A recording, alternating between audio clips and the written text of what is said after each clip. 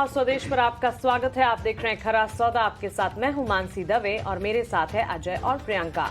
भारतीय बाजार की स्थिति को अगर देखेंगे, बिल्कुल विदेशी बाजार के विपरीत अपने ट्रिगर्स के दम पर ये चल रहे हैं, क्योंकि विदेशी बाजार में मिला जुला ट्रेंड है। एशियाई बाजार इस वक्त एसजीएक्स निफ्टी और हांगकांग के बाजारों से मजबूती है, लेकिन बीती रात हमने देखा अमेरिकी बाजारों में मिला जुला कारोबार। Good morning Priyanka. Good morning Ajay. Ajay, कल भी हम बात कर रहे थे कि अब अमेरिकी बाजार या विदेशी बाजार जो हैं उनको देखकर भारतीय बाजार को समझना एक रैशनल अप्रोच तो नहीं होगा। देखिए, लास्ट 6-7 दिन से यूएस मार्केट्स में करेक्शन आ रहा है और हमारे मार्केट बहुत ज़्यादा जोर से गिर नहीं रहे, सुस्त हैं। यूएस मार्केट में अगर आप देखिए तो कोई ऐसा डेटा बेस्ड ट्रिगर नहीं है जो हमारे मार्केट्स के लिए इस समय रेलिवेंट हो। आज ऑस्ट्रेलियन बैंक की रिजर्व बैंक की मीटिंग है, तो मीटिंग कमेंट्री आएगी, लेकिन बहुत ज़्यादा वो बाजार के लिए मूविंग नहीं होगी, तो कोई खास तौर पर ट्रिगर नहीं है ग्लोबल मार्केट में। लेकिन कल एक बहुत ही इंटरेस्टिंग बात हुई ग्लोबल मार्केट में, पता नहीं आपने ध्यान दिया नहीं। जो वैगनर ग्रुप है जिसने कू अनाउंस किया था, उन्होंने घर वापसी कर ली है। ओके। पता नहीं वो पुतिन साहब की डांट फटकार का कारण की वजह से है। बाइडेन साहब ने भी कहा नहीं, हमारा कोई हाथ नहीं है इसके अंदर, हमारा कोई हाथ नहीं है। लेकिन जो एक डर का माहौल बन गया था कि भयंकर कू हो जाएगी रशिया के ऊपर और पुतिन साहब के ऊपर प्रेशर, वो उन्होंने कंप्लीट 360 डिग्री घर वापसी करते हुए कल काम तो वापस रिट्रीट कर रहे हैं। हमारा करंट रेजीम को जो है टॉपल करने का कोई उद्देश्य नहीं था। लेकिन अजय, रशिया यूक्रेन क्राइसिस को करीब 1 साल हो गया और ये कुछ ना कुछ इसमें चलता रहता है और आए दिन नई अटकलें, आए दिन नई खबरें, और इस बीच अब तो ऐसा हो गया कि मार्केट इसे डाइजेस्ट ही कर लेते हैं। नहीं, मार्केट मूविंग नहीं था ये, लेकिन अगर आप ग्लोबल मार्केट्स को ऑब्जर्व करती हैं, मैं अपने व्यूअर्स को ये बात बताना चाहूंगा, तो आप पुतिन साहब को जरूर से ऑब्जर्व करिए, क्योंकि इस समय जो 5-7 बड़े ग्लोबल रीजन्स हैं जिनकी पॉलिसी मूव्स, जिनकी कमेंट्री, जिनकी हरकतें, जिनकी कदम उठाना, वो ग्लोबल मार्केट और जियोपॉलिटिक्स को इम्पैक्ट करती है, और पुतिन उसमें से एक है। और उनके ऊपर ये वैगनर ग्रुप जो है,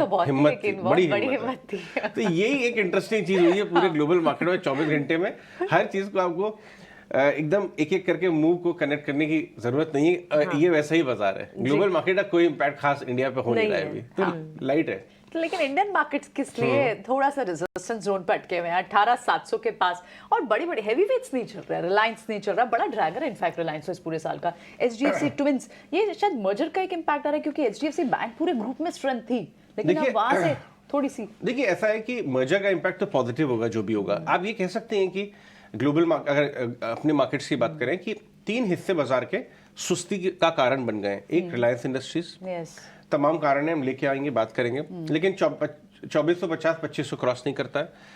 एचडीएफसी ट्विंस ऐसा नहीं है कि अभी सुस्त हो गए, वो चले हुए हैं।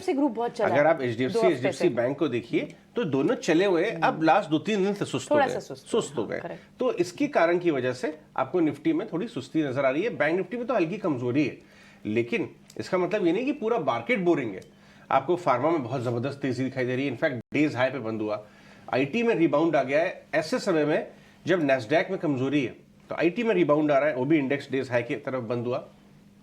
लास्ट 2-3 दिन से एफआईएस की भी थोड़ी सी बिकवाली आई है, थोड़ी सी बिकवाली, बहुत होलसेल सेलिंग नहीं है, थोड़ी सी बिकवाली है, जिसकी वजह से इंडिसेस शायद थोड़ी सुस्त हो। लेकिन मैं आपको बता दूं, मिड कैप स्मॉल कैप में बहुत अच्छा एक्शन हो रहा है। कल इंश्योरेंस स्टॉक्स में बहुत जबरदस्त तेजी आई, आज बहुत सारी ब्रोकरेज अपग्रेड्स आए, हम उसके बारे में बात करेंगे।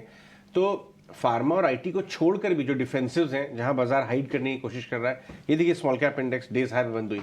इंश्योरेंस में रिन्यूड बाइंग, पिटावोस्ट एरिया था, अंडर ओन था। ठेकेदारी वाले स्टॉक्स से मैं आपको बता ही रहा हूँ, पूरे 5-7 स्टॉक जो हैं, एचसीसी से लेके नागार्जुना कंस्ट्रक्शन, पीएसपी, मान इंफ्रा, कम से कम आधा दर्जन स्टॉक्स हैं स्मॉल कैप में जहां अच्छी बाइंग चल रही है। आप ये भी देखिए, अदानी ग्रुप के शेयर्स में कल काफी अच्छी सेकंड बाइंग आई है। आपको देखा होगा वीकेंड में एक बयान आया था पीटीआई पे कि 11,000 करोड़ का एबिटा करने की एम कर रहे हैं वो। बहुत शुक्रवार को बहुत नर्वस थे अडानी स्टॉक्स को कि वहां पर एक इन्वेस्ट की इंक्वायरी थी, लेकिन जी हाँ, लेकिन ये कमेंट्री के बाद एबिटा गाइडेंस में अडानी स्टॉक्स में बहुत अच्छी बाइंग आई, तो बाजार बहुत एक्टिव है। और मुझे लगता नहीं है कि आपको अपने देखिए, आपके ऑटो स्टॉक्स में एक सेकेंड राउंड चालू हो रहा है। कल हीरो मोटो ने पूरी अपनी गिरावट, जो एजेंसी वाली गिरावट थी, पूरी कवर कर ली और 3% ऊपर बंद हुआ। और सिर्फ हीरो नहीं, एस्कॉर्ट्स, टाटा मोटर, मारुति में तो एक्शन ही, मारुति ऑलमोस्ट 10,000 पे आ गया। मुझे याद है करीब 7-8 साल पहले रामदेव अग्रवाल जी हमारे पास आए थे। हाँ। और वो 9,500 पे मुझे बोल के गए थे। मुझे याद है क्योंकि मैं दरवाजे पे उन्हें छोड़ने गया था उनकी गाड़ी में। 10,000 तो अब क्रॉस हो गई, वो भाव ही नहीं आया था उसके बाद 7-8 साल तक के लिए। मारुति रिसेंट में 10,000 हमेशा हो रहा है, जब हमारे स्टूडियो में आई थी वो बोल के गई थी कि 10,000 हाँ, सब चल बोल रहा के है। गए थे, लेकिन मारुति ऑलमोस्ट लो में 6,000 चला गया था, अब वापस वो 9,500 पे। सो पॉइंट ये है कि अगर आपने सही अंडर ओन सेक्टर चुन लिया, ये देखिए 9500 पे आ गया, तो अब बाजार में अच्छी तेजी है। मायूस होने वाली बात नहीं है। आपको छोटे मिड कैप और लार्ज कैप में जो चला नहीं है, कल देखिए आईटीसी कमेंट्री के बाद 451 मार दिया आईटीसी ने, वो भी डिफेंसिव है। तो बाजार में अपना घोड़ा सही चुनिए और पुल बैक्स में एंट्री के देखिए मौके, और एक्सपायरी वीक भी है। इसके पहले सुस्ती दिख रही है अगर आपको निफ्टी में, तो जबरदस्ती ट्रेड करने की कोशिश मत करिए। जब ट्रेंड नहीं हो रहा है बाजार, तो फिर जबरदस्ती ट्रेंड आपको फाइंड करने की कल जरूरत मैं जो निफ्टी से ही पैसा निकाल के कमाऊंगा, अरे नई ट्रेंड है 2-3 दिन मत करिए, बाकी actually market changes it's horses every time, you have to pick the right horses. आपने बिल्कुल सही बात बोली। तो लेकिन अब एफआईज क्या कर रहे हैं, उनकी जो छोटी सी एक सेलिंग आ रही है, एक्चुअली उन्होंने किया क्या, क्योंकि स्टॉक फ्यूचर्स को तो प्लस किया था कल आपने देखा, इंडेक्स ऑप्शन में भी एक बड़ा फिगर था, लेकिन पुट साइड था, कॉल साइड है। ये क्लैरिटी हमें थोड़ी अंश देंगे कि एफआईज कर क्या रहे हैं एफएनओ में। अंश बताएं कैसी रही है एफएनओ की, क्या कुछ रीडिंग है आपके पास? जी बिल्कुल, सबसे पहले तो हम शुरुआत करते हैं इंडेक्स फ्यूचर से। निफ्टी फ्यूचर्स जून कॉन्ट्रैक्ट 18,700 के ऊपर बंद हुआ। हालांकि कुछ खास बड़ा मूव नहीं दिया, बस 0.05% का ही मूव था क्लोजिंग बेसिस पे देखे तो। इसका अगर चार्ट भी देखें तो निफ्टी ने दोजी कैंडलस्टिक पैटर्न बनाया हुआ था, जो कि इनडिसीजन इंडिकेट करता है, मतलब कन्फ्यूजन के किस डायरेक्शन में जाया जाए। आगे बढ़ते हैं हम, निफ्टी बैंक फ्यूचर्स में भी आ जाते हैं। यहाँ भी आप जैसे देख सकते हैं निफ्टी बैंक ने भी बिल्कुल निफ्टी को मिरर किया हुआ है, निफ्टी की नकल मारी हुई है। निफ्टी बैंक में भी कुछ खास बड़ा मूव नहीं नज़र आया था। क्लोजिंग बेसिस पे देखेंगे इसके फ्यूचर्स में तो 0.03% के करीब का ही मूव था। इसका अगर हम एफएनओ ट्रेंड देखेंगे तो फ्लैट रहा है, हालांकि ओआई ओपन इंटरेस्ट 8% से गिरा हुआ है। आगे बढ़ते हैं स्टॉक्स फ्यूचर की तरफ। स्टॉक्स में क्या एक्शन है, जून एक्सपायरी का टेबल देखें तो करीबन 77% स्टॉक्स में शॉर्ट कवरिंग हुई है, मतलब शॉर्ट काटे गए हैं, और 23% स्टॉक्स में लॉन्ग अनवाइंडिंग हुए, मतलब लॉन्ग्स काटे हुए हैं। ये काफ़ी नॉर्मल है, जब एक्सपायरी पास आ जाती है पोजीशंस कटते ही है। यहाँ पोजीशन कट रहे हैं, बट पोजीशन बन रहे कहाँ हैं, उसके लिए हम अगला कॉन्ट्रैक्ट देखते हैं, जुलाई कॉन्ट्रैक्ट। जुलाई कॉन्ट्रैक्ट में क्या एक्शन हो रहा है, जुलाई कॉन्ट्रैक्ट में देखा जाए तो 75% स्टॉक्स में लॉन्ग बिल्डअप हो रहा है और सिर्फ 22% स्टॉक्स में ही शॉर्ट बिल्डअप हो रहा है टोटल 186 स्टॉक्स में से, जो कि एक पॉजिटिव खबर है। जुलाई एक्सपायरी की बात कर रहे हैं तो रोल ओवर पर भी एक नज़र घुमा लेते हैं फटाक से।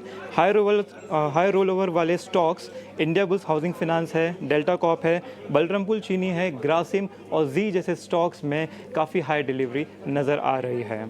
आगे बढ़ते हैं अभी फाइनली एफआईआई ट्रेड के तरफ। एफआईआई ने कैश मार्केट में करीबन 400 करोड़ की बिकवाली की है, जो कि एक बेयरिश इंडिकेशन नहीं देख सकते, क्योंकि अगर आप देखेंगे तो 21 जून को उन्होंने वन शॉट में 4,000 करोड़ की खरीदारी की थी। उसके बाद ये कुछ 3 सेशन हुए, 700 करोड़, 500 करोड़, 400 करोड़ के ही बिकवाली हुई है, जो बोल सकते किस्तों में थोड़ा थोड़ा निकाल रहे हैं। तो इतना ही ज़्यादा बियरिश इंडिकेशन नहीं देख सकते हैं इसके तरफ। एफआई कैश मार्केट में देखेंगे तो ये बिकवाली थी, डीआईएम में थोड़ी सी खरीदारी थी, एफआई इंडेक्स फ्यूचर्स में 260 करोड़ की खरीदारी थी। एफआई इंडेक्स ऑप्शन देखें तो यहाँ पे एक भारी आंकड़ा नज़र आ रहा है, करीबन 11,700 करोड़ की बिकवाली हुई है। जब ऑप्शन में बिकवाली होती है तो ज़रूरी नहीं है कि ये एक पॉजिटिव साइन है या नेगेटिव साइन है, उसके लिए हमें देखना पड़ता है कि बिकवाली ऑप्शन में कॉल में हो रही है या पुट में हो रही है। उस पर हम विस्तार में बात करेंगे थोड़ी देर में। इंडेक्स ऑप्शन में सेलिंग आने से नेगेटिव नहीं होता, ये तो हमने बात कर लिया है। ये थे वैल्यू टर्म्स पर जो हमने अभी आंकड़े देखे। अब देखते हैं कॉन्ट्रैक्ट बेस पर थोड़ा इसका और ब्रेकअप करके देख लेते हैं कि कहाँ पे कितना खरीदारी और बिकवाली हुई है। फ्यूचर्स में देखें तो एफआईआई ने 2,290 कॉन्ट्रैक्ट्स लॉन्ग किए हैं और सिर्फ 270 कॉन्ट्रैक्ट ही शॉर्ट किए हैं, जो कि एक पॉजिटिव साइन है। इंडेक्स ऑप्शन भी देख लेते हैं। इंडेक्स ऑप्शन की बात करें तो 59,000 कॉन्ट्रैक्ट्स कॉल लॉन्ग हुए हैं, मतलब एफआईआई एक्सपेक्ट कर रही है कि जो इंडाइसेस है मेनली निफ्टी, ये ऊपर जाने के कुछ आशाएं हो सकते हैं।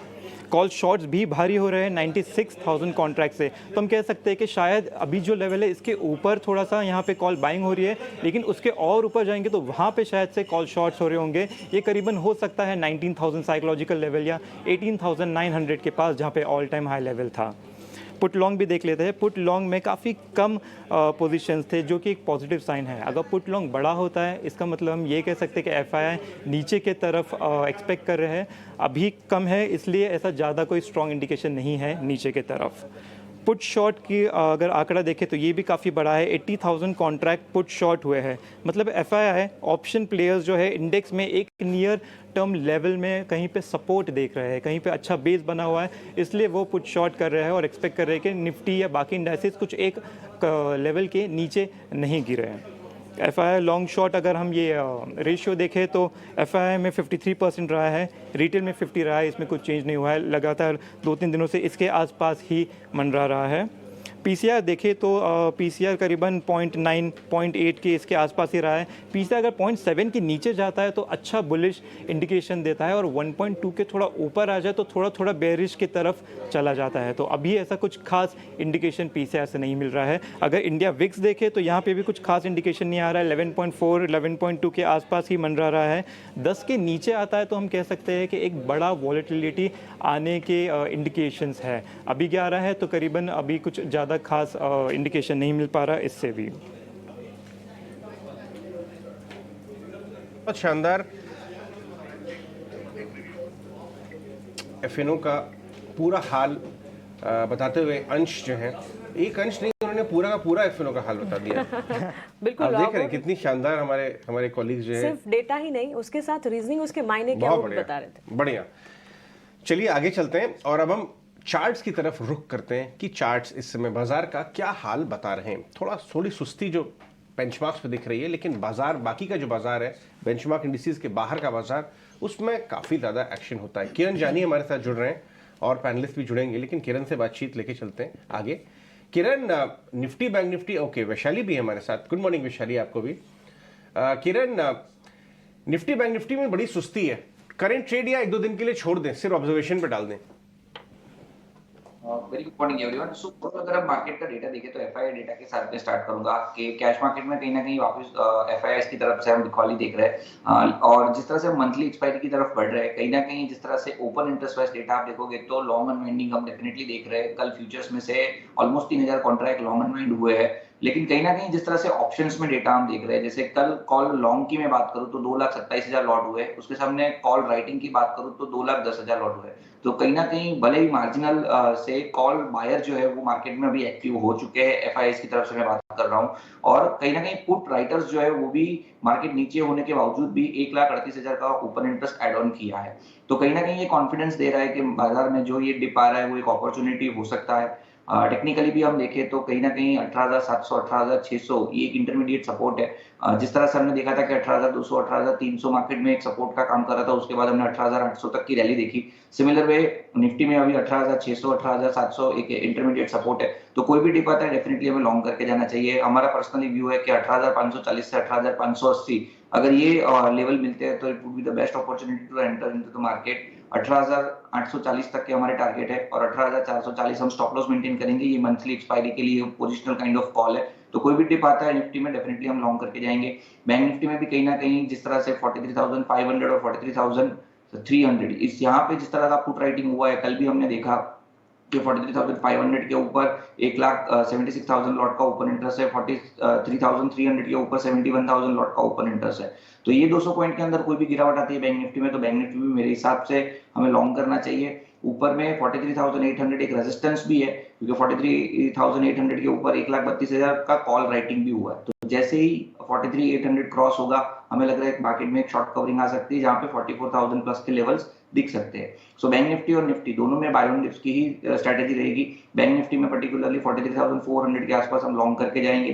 43,900 इनिशियल टारगेट रहेगा और इसके लिए हमें 43,200 का हम स्टॉप लॉस मेंटेन करेंगे। तो दोनों इंडाइसेस में बाय ऑन डिप्स बस बाय करें, 43,200 पर स्टॉप लॉस लगाएं और 900 के लिए खेलें। ठीक है, आप अभी भी बाय ऑन डिप्स की रणनीति रख रहे हैं। वैशाली जी भी हमारे साथ जुड़ चुकी हैं। गुड मॉर्निंग वैशाली जी, आप तो मुंबई में हैं, मुंबई मॉनसून के मजे ले रही हैं, लेकिन चार्ट्स पे पैसा कहाँ बरसेगा ये बताइए। जैसे कि किरण जी ने भी बताया, actually Nifty is in a quite in a no trade zone. So मेरी व्यू रहेगी दैट निफ्टी और bank Nifty is a hold, because 18,600 is a crucial support और मार्केट सिर्फ कंसोलिडेट हो रहा है एंड स्टॉक स्पेसिफिक मूवमेंट जरूर opportunities मिल रही है. सो कल हमने जैसे कि देखा कि भारत फौज, मेरी एक ये ट्रेडिंग स्ट्रेटेजी है 785 के स्टॉप लॉस के साथ, technically very well placed, double bottom बना के एक ट्रेंड में भी आ रहा है. सो 785 के स्टॉप लॉस के साथ मेरा पोजिशनल ट्रेड रहेगा for a target of 850 to 900 levels. और दूसरा जो एक ट्रेडिंग पिक रहेगा वो है JSW energy. Once again good trend formation and new round of momentum setting in. So 260 के स्टॉप लॉस के साथ ट्रेडिंग टारगेट रहेगा 290, और जो लंबे समय तक होल्ड कर सकते हैं तो आगे जाके और भी लंबे टारगेट्स मिल सकते हैं. So this is my view for today. चलिए, तो बिल्कुल स्टॉक स्पेसिफिक रिकमेंडेशंस भी और इंडेक्स वाइज बाजार को होल्ड करने की राय, क्योंकि नो ट्रेड जोन में मंथली एक्सपायरी का हफ्ता भी है और जरूरी नहीं है कि इंडेक्स से ट्रेड्स बनते हुए दिखें. तो hold your horses, watch list में रखें इंडेक्सेस को. स्टॉक स्पेसिफिक मौके भरपूर हैं जो कि हमारे टेक्निकल एक्सपर्ट्स लगातार बता भी रहे हैं. किरण, आप बताइए, गुड मॉर्निंग, आपकी तरफ से ट्रेडिंग आइडियाज क्या है आज के लिए?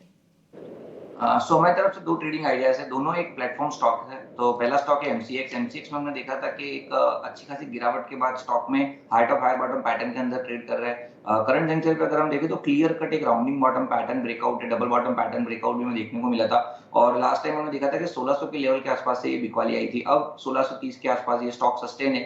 2 दिन पहले भी जो पुल बैक आया था उस पुल बैक में से कल हमने देखा है कि अच्छी खासी रिकवरी वॉल्यूम के साथ हम देख रहे हैं. तो 1630 के आसपास से हम एमसीएक्स लॉन्ग करके जाएंगे.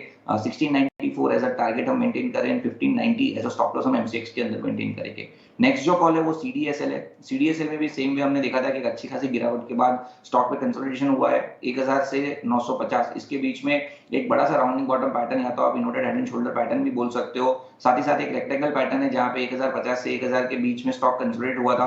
अब कल हमने देखा है कि 1050 के ऊपर स्टॉक सस्टेन है. तो यहाँ पे भी जिस तरह से ओवरऑल मोमेंटम इंडिकेटर भी बुलिश जोन के अंदर दिख रहा है, यहाँ से रैली एक्सटेंडेड हो सकती है. तो 1050 के आसपास से हम लॉन्ग करके जाएंगे. 1080 का हमारा टारगेट रहेगा और 1029 एज स्टॉप लॉस हम मेंटेन करेंगे. तो MCX and CDSL both are looking good. Platform stocks हैं इस वक्त, और कल एमसीएक्स में हमने शॉर्ट कवर होते हुए भी देखे थे और करीब 4% की मजबूती के साथ क्लोजिंग में हमने इसे डिस्कस भी किया था. यहां से और मजबूती नजर आती है किरण को. लेकिन आइए आगे बढ़ते हैं और आज खबरों के दम पर कहां पर एक्शन देखने को मिलेगा. खबरों वाले शेयर्स, ढेर सारी खबरें जो कल बाजार बंद होने के बाद आई, जो आपके लिए आज जानना बेहद जरूरी है, हमें विनी बता रही है. गुड मॉर्निंग विनी, बताइए. तो इंपॉर्टेंट स्टॉक्स की जो बात करते हैं वहाँ पे पहले भारतीय एयरटेल फोकस में रहेगा. यहाँ पे उनके जो सीईओ एयरटेल बिजनेस के हैं अजय चितकरा, वो उन्होंने रिजाइन कर दिया है. वो डिसाइड किया है कि वो मूव ऑन कर लेंगे एयरटेल से और कॉन्सिक्वेंटली 3 एयरटेल बिजनेस ऑपरेट होंगे. 3 बिजनेस होंगे, 3 बिजनेस हेड होंगे और चैनल्स भी होंगी. एक होगी ग्लोबल बिजनेस चैनल जो वानी वेंकटेश लीड करेंगे, डोमेस्टिक बिजनेस को गणेश जी, और नेक्स्ट्रा डेटा सेंटर को लीड करेंगे आशीष अरोरा. तो इस हिसाब से भारतीय एयरटेल फोकस में रहेगा. टेक महिंद्रा वो भी फोकस में है क्योंकि मोहित जोशी जो सीईओ है उन्होंने अभी बोला है वो सीईओ बन जाएंगे टेक महिंद्रा के दिसंबर 20 से. तो यहाँ पे टेक महिंद्रा भी फोकस में है. नवीन फ्लोराइन क्योंकि बोर्ड मिलने वाली है 30 जून को, डिस्कस करेंगे proposal for fund raising plan, तो फोकस में रहेगा नवीन फ्लोराइन भी. JSW स्टील क्योंकि यहाँ पे उनकी जो एक जेवी है JSW Vallabh tin plate private limited और JSW steel coated product limited, उन्होंने फाइल किया हुआ है order for ROC and scheme has effective हो चुकी है 26 जून 2023 से. तो अभी JVTPL और VIL मर्ज हो जाएंगे विद JSCPL एंड ये इफेक्टिव डेट होगी 26 जून से. सिटी यूनियन बैंक क्योंकि बोर्ड ने अप्रूव कर दिया agenda for fund raising for the capital through QIP और ये जो अमाउंट है 500 करोड़ की अमाउंट है, इस पे फोकस रहेगा. BLS इंटरनेशनल भी है क्योंकि यहाँ पे board of directors of BLS E service limited जो सब्सिडरी है कंपनी की, अप्रूव किया हुआ है fund raising plan via IPO. तो उसके लिए BLS इंटरनेशनल भी फोकस में रहेगा. और लास्टली आदित्य बिरला कैपिटल जो ET नाउ की न्यूज़ ब्रेक्स कंफर्म हो चुकी है. यहाँ पे QIP है, इक्विटी शेयर्स की जो होने वाली है उसका फ्लोर प्राइस है 175 रुपीज़ पर शेयर, ओपन होने वाला है 26 जून को. और एक्चुअली इसकी जो टोटल तो वैल्यू है QIP की वो है 1750 करोड़ रुपीज़. तो फोकस में रहेगा आदित्य बिरला कैपिटल भी. ऑलराइट, शुक्रिया विनी, ये सारी खबरें कंपाइल करके लाने के लिए। तो कई सारी मैनेजमेंट चेंज की खबरें हैं, टेक महिंद्रा में, भारतीय एयरटेल में, HUL में, और साथ ही कई जगहों पर फंड रेजिंग की भी खबरें हैं। Aditya Birla capital, AB capital, ये तो हमने कल क्लोजिंग में ही बता दिया था कि यहाँ QIP खुल रहा है और 26 जून से अब खुल रहा है। QIP के जरिए लगभग 1700 करोड़ रुपए जुटाएगी। ठीक है, इन स्टॉक्स को अब डिस्कस करते हैं। AB कैपिटल काफ़ी इंटरेस्टिंग भी लग रहा है इस वक्त। किस पे फोकस होगा इनका? इंश्योरेंस पे अजय, आई थिंक हमने लास्ट टाइम ये थी बात में थोड़ी बात कि इंश्योरेंस पर अपना और फोकस देना चाहते हैं। देखिए, ये बहुत शानदार खबर है क्योंकि कैपिटल रेजिंग मैंने AB कैपिटल से बहुत सालों से देखी नहीं है। करीब 2000 करोड़ रुपए जुटा रहे हैं, तो ग्रोथ के लिए है। राइट। और अगर आप देखें ये NBFC स्पेस में जबरदस्त ग्रोथ है। ओके। जिसके ये रॉ मटेरियल होता है पैसा NBFC के लिए, जिसके पास रॉ मटेरियल आ जाएगा वो ग्रो कर पाएगा। ठीक है, और कर भी ऐसा वैसे है, ये लैंडिंग एनवायरनमेंट इतना स्ट्रांग है, भयंकर।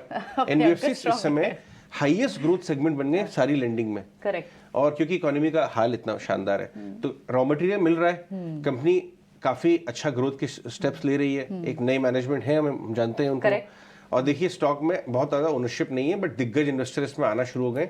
इसका 3 महीने 4 महीने का चार्ट देखिए डायरेक्टर साहब, ये स्टॉक आपको अपने रेडार पर रखना है। ये देखिए 52 वीक हाई पे एक साल में डबल हुआ है, 90 वाला 180, और अभी भी प्राइस टू बुक के हिसाब से अगर आप देखें बाकी इनसे थोड़ा सा सस्ता है। तो इसमें गुंजाइश बन सकती है जब इतने अच्छे अच्छे प्लेयर आ रहे हैं। हमने आपको कल ही खबर ब्रेक की थी, कल 4% ऊपर, आज इसके अंदर फॉलोअप बाइंग आ सकती है। नजर रखिएगा आप, बहुत ज्यादा डिस्काउंट वगैरह है नहीं इसके QIP पे। चार्ट्स पे किरण, AB कैपिटल क्या लगता है? सो ओवरऑल AB कैपिटल की अगर हम बात करें तो जिस तरह से हम एक अच्छा खासा इसमें अपमूव ऑलरेडी स्टार्ट होता देख चुके हैं। एक inverted head and shoulder pattern breakout 130-125 के आसपास आया था, वहां से वन साइड अगर आप देखोगे तो स्टॉक 180 के आसपास ट्रेड कर रहा है। डेली चार्ट के ऊपर अगर देखो तो एक कंसोलिडेशन टाइम वाइज करेक्शन हमने ऑलरेडी देख लिया है, जहाँ पे 175 से लेके 180 तक के हाइस थे। स्टॉक में नीचे में 160 तक के लो बनाए, जहाँ पे 50 डेज मूविंग एवरेज थी। अब 50 डेज मूविंग एवरेज को उसने 2 बार टच करके लास्ट डे, मतलब कल हमने देखा था कि अच्छे खासे वॉल्यूम के साथ स्टॉक में रिबाउंड हुआ है। तो लग रहा है कि ये जो पैटर्न है वो कंटिन्यू रह सकता है। नीचे में 172 का एक स्टॉप लॉस आप मेंटेन कीजिए, और जिस तरह के चार्ट पैटर्न है एटलीस्ट आप यहाँ से 200 तक का टारगेट एक्सपेक्ट कर सकते हैं AB कैपिटल में शॉर्ट टाइम के अंदर। तो करंट मार्केट प्राइस से आप लॉन्ग करके जा सकते हैं 172 के स्टॉप लॉस के साथ। ऑलराइट, तो ये तो बात हो गई आदित्य बिरला कैपिटल पर।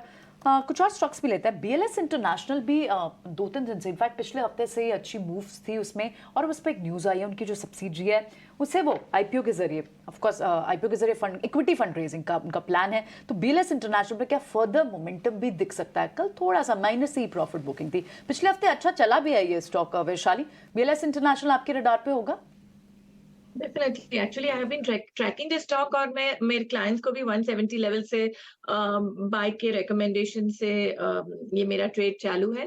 सो जैसे आप बता रहे हैं, yes, a couple of days there is consolidation, but 180 के सपोर्ट के साथ ये व्यू पॉजिटिव रहेगा, बिकॉज नेक्स्ट टारगेट मैं देख रही हूँ वो 205 है, और अगर 205 को सस्टेन करके ब्रीच करता है तो 220 तक भी ये स्टॉक जा सकता है। सो मेरा व्यू इसमें पॉजिटिव रहेगा।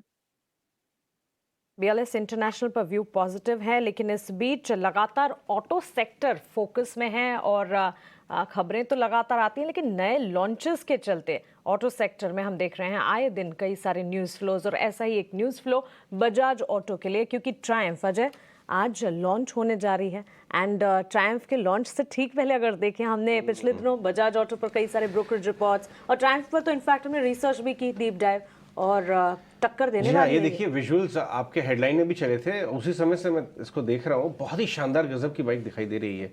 हम इस बारे में एनालिसिस कर रहे हैं काफ़ी कि ये जो स्पेस है 300, 350, 400, ये जो रेंज आप कह सकते हैं 300 से 400 सीसी वाली, ये बहुत पहले इसमें सिर्फ एक ही दादा था, रॉयल एनफील्ड बुलेट, जो मैं भी कॉलेज में चला चुका हूँ। बहुत ज़्यादा वैरायटी थी नहीं उस समय, सिर्फ एक था। लेकिन उसके बाद अगर आप देखिए एक एक करके बड़ी ग्लोबल कंपनियां, इंडियन कंपनी से टाई अप करके शानदार गाड़ियां ला रही हैं। बिल्कुल। और ये अब एक और नई गाड़ी ट्रायम्फ की तरफ से, बॉबर कहते हैं इसको, और ये लॉन्च होने, प्राइसिंग पे नजर रहेगी। सब लोग ये कह रहे हैं ठीक है साहब, लेकिन प्राइसिंग क्या आप रॉयल एनफील्ड के आसपास दे पाएंगे? प्राइसिंग दे पाएंगे अगर आप, तो थोड़ी आपकी दाल गलेगी, वरना अदरवाइज प्राइसिंग और आफ्टर सेल सर्विस उसका रॉयल एनफील्ड का इतना बहुत मुकाबला करना काफी मुश्किल है वहाँ पे। इनफैक्ट ब्रोकरेजेस की माने तो ये कहना है कि ट्रायम्फ का लॉन्च एक बड़ा इंपॉर्टेंट कैटलिस्ट होगा और जी यही हाँ। एड्रेस करेगा कि ये सेगमेंट आगे कितना मूव कर पाएगा। सो इस पर तो नजर रहेगी ही, लेकिन बजाज ऑटो पर किरण अगर ताज़ा ब्रोकरेजेस की माने 5,400 के टारगेट्स भी माने जा रहे हैं। जेपी मॉर्गन की जो लेटेस्ट रिपोर्ट आई है, बजाज ऑटो न्यूज़ फ्लो है, टेक्निकली चार्ट चेक कर आप बताएं। बात करें तो देखा क्या आया था, वहां से हम देखें तो स्ट्रेट फॉरवर्ड स्टॉक ऊपर में 4800 जाके आ चुका है। अब कहीं ना कहीं जिस तरह से डेली चार्ट के ऊपर हम देख रहे हैं कि छोटा सा हेड एंड शोल्डर पैटर्न जो एक रिवर्सल पैटर्न है और top of the chart formation हो रहा है, ऑलरेडी इसमें हम नेगेटिव डाइवर्जेंस देख चुके हैं। तो मेरे हिसाब से करंट मार्केट प्राइस से थोड़ा कॉशियस रहना चाहिए। जिनके पास है वो डेफिनेटली 4500 के स्टॉप लॉस से होल्ड रखिए। अगर ये 4500 का स्टॉप लॉस अगर लेवल टूटता है तो चांसेस है कि इसके 50 डेज मूविंग एवरेज भी टूट जाएगी और वहां से हम एक प्रॉफिट बुकिंग मूव देख सकते हैं जहां पे ये 4400 आ सकता है। तो करंट मार्केट प्राइस से मैं थोड़ा अवॉइड की सलाह दूंगा। नई इन्वेस्टमेंट के लिए तो करंट मार्केट प्राइस से सही नहीं लग रहा है, रिस्क रिवॉर्ड रेशियो भी अच्छा नहीं है। जिनके पास है वो 4500 के स्टॉप लॉस से होल्ड रखे और अगर कोई डिप आता है 4400 के आसपास तो वहां पे नए लॉन्ग इनिशिएट करने का हम देख रहे हैं नजरिया, क्योंकि वहां से हमारा रिस्क रिवॉर्ड रेशियो भी अच्छा है। तो करंट मार्केट प्राइस है तो नहीं, 4500 के स्टॉप लॉस से जिनके पास है वो होल्ड रख सकते हैं। ओके, लेकिन अब चलिए आगे बढ़ते हैं और देखते हैं कि आज की ब्रोकरेज हाउसेस की रिपोर्ट्स कहाँ कहाँ हैं। विनी ने कब किया, विनी बताएं सारी रिपोर्ट्स एक बार। बिल्कुल, तो ब्रोकरेजेस की बात करें तो पहले इंडसइंड की बात करते हैं। वहाँ पे मक्वायरी ने आउट परफॉर्म रेटिंग मेंटेन की है, टारगेट प्राइस दिया हुआ है 1510 रुपीज़ पर शेयर। मक्वायरी क्या बोल रहा है कि इंडसइंड बैंक में एक्चुअली जो स्टांस है रिटर्न ऑन एसेट का वो डिलीवर करेगा 2% return on asset over the long term. Credit cost for FY24 वो गिर जाएगी, करंटली FY23 में थी 160 बेसिस पॉइंट और फिर हो जाएगी around 110 to 130 basis point. Macquarie confident है कि company IndusInd bank actually increase करेंगे अपने निम्स जो net interest margins from current 4.2 to 4.3% to 4.4%। तो इंप्रूवमेंट इन निम्स भी एक्सपेक्टेड है। ऑब्जेक्टिव मेनली होगा कि बैलेंस शीट भी स्ट्रेंथन करेंगी बाय कंटिंजेंट प्रोविजंस जो कंपनी कर सकती है, इसीलिए मक्वायरी पॉजिटिव है इंडसइंड बैंक पे। अभी दूसरी नोट की बात करती है जो मक्वायरी से आई हुई है वो है पेटीएम के लिए। यहाँ पे एक्चुअली उन्होंने पेटीएम को डाउनग्रेड किया हुआ है न्यूट्रल, और पहले रेटिंग था out perform rating, target price maintain किया हुआ है 800 रुपये पे। उसके अलावा डाउनग्रेड है क्योंकि शार्प रनअप हमने ऑलरेडी पेटीएम के शेयर प्राइस में देख लिया अभी रिसेंट टाइम में। बोल रहे कि अर्निंग्स में कोई चेंज नहीं है, तो वो एक्सपेक्ट करे पेटीएम थोड़ा पॉज ले लेगा ये रनअप से और पेटीएम रिपोर्ट करेगा accounting profitability by FY26 and financial अभी भी 25% होल्ड करता है, तो आगे जाते हुए मे बी वो अपने स्टेक कम कर सकते हैं। तो ये भी एक फैक्टर हो सकता है पेटीएम के लिए वॉच आउट करने के लिए, और ये थोड़ा सा ओवरहैंग बन जाता है पेटीएम के लिए। उसके अलावा स्टार हेल्थ पे एक नोट आई हुई है CLSA से, जहाँ पे वो मेंटेन कर रहे बाय, टारगेट प्राइस दिया है 700 रुपीज़ पर शेयर। टारगेट प्राइस का जो टारगेट 20% प्रीमियम ग्रोथ कर रहे हैं star health, 1 million plus agents base over the next 3 to 4 years. तो ये उनकी टारगेट भी है, काफ़ी बुलिश टारगेट यहाँ पे आ रही है। इमर्जिंग एरियाज में ग्रोथ भी इंक्लूड हो जाएगी, digital direct channels, semi urban और रूरल मार्केट में भी ग्रोथ दिख सकती है, इसीलिए CLSA मेंटेन कर रहा है अपना buy rating. Lastly EMS industry जो है वहाँ के स्टॉक्स की बात करते हैं। स्पार्क ने एक नोट निकाली है, वहाँ पे उन्होंने इनिशिएट किया हुआ है कवरेज केन्स टेक्नोलॉजी, सिरमा SGS और एवलॉन टेक्नोलॉजी पे। तीनों पे उन्होंने पॉजिटिव रेटिंग दी हुई है। केन्स पे ऐड रेटिंग इनिशिएट है, सिरमा पे बाय और एवलॉन पे बाय भी है। तो यस, केन्स की जो टारगेट प्राइस है वो है 1637 रुपीज़, सिरमा की 598 रुपीज़ और एवलॉन टेक की 679 रुपीज़। वो बोल रहे हैं कि यहाँ पे काफ़ी बड़ी अपॉर्चुनिटी है EMS इंडस्ट्री के लिए और वो पॉजिटिव है EMS इंडस्ट्री पे।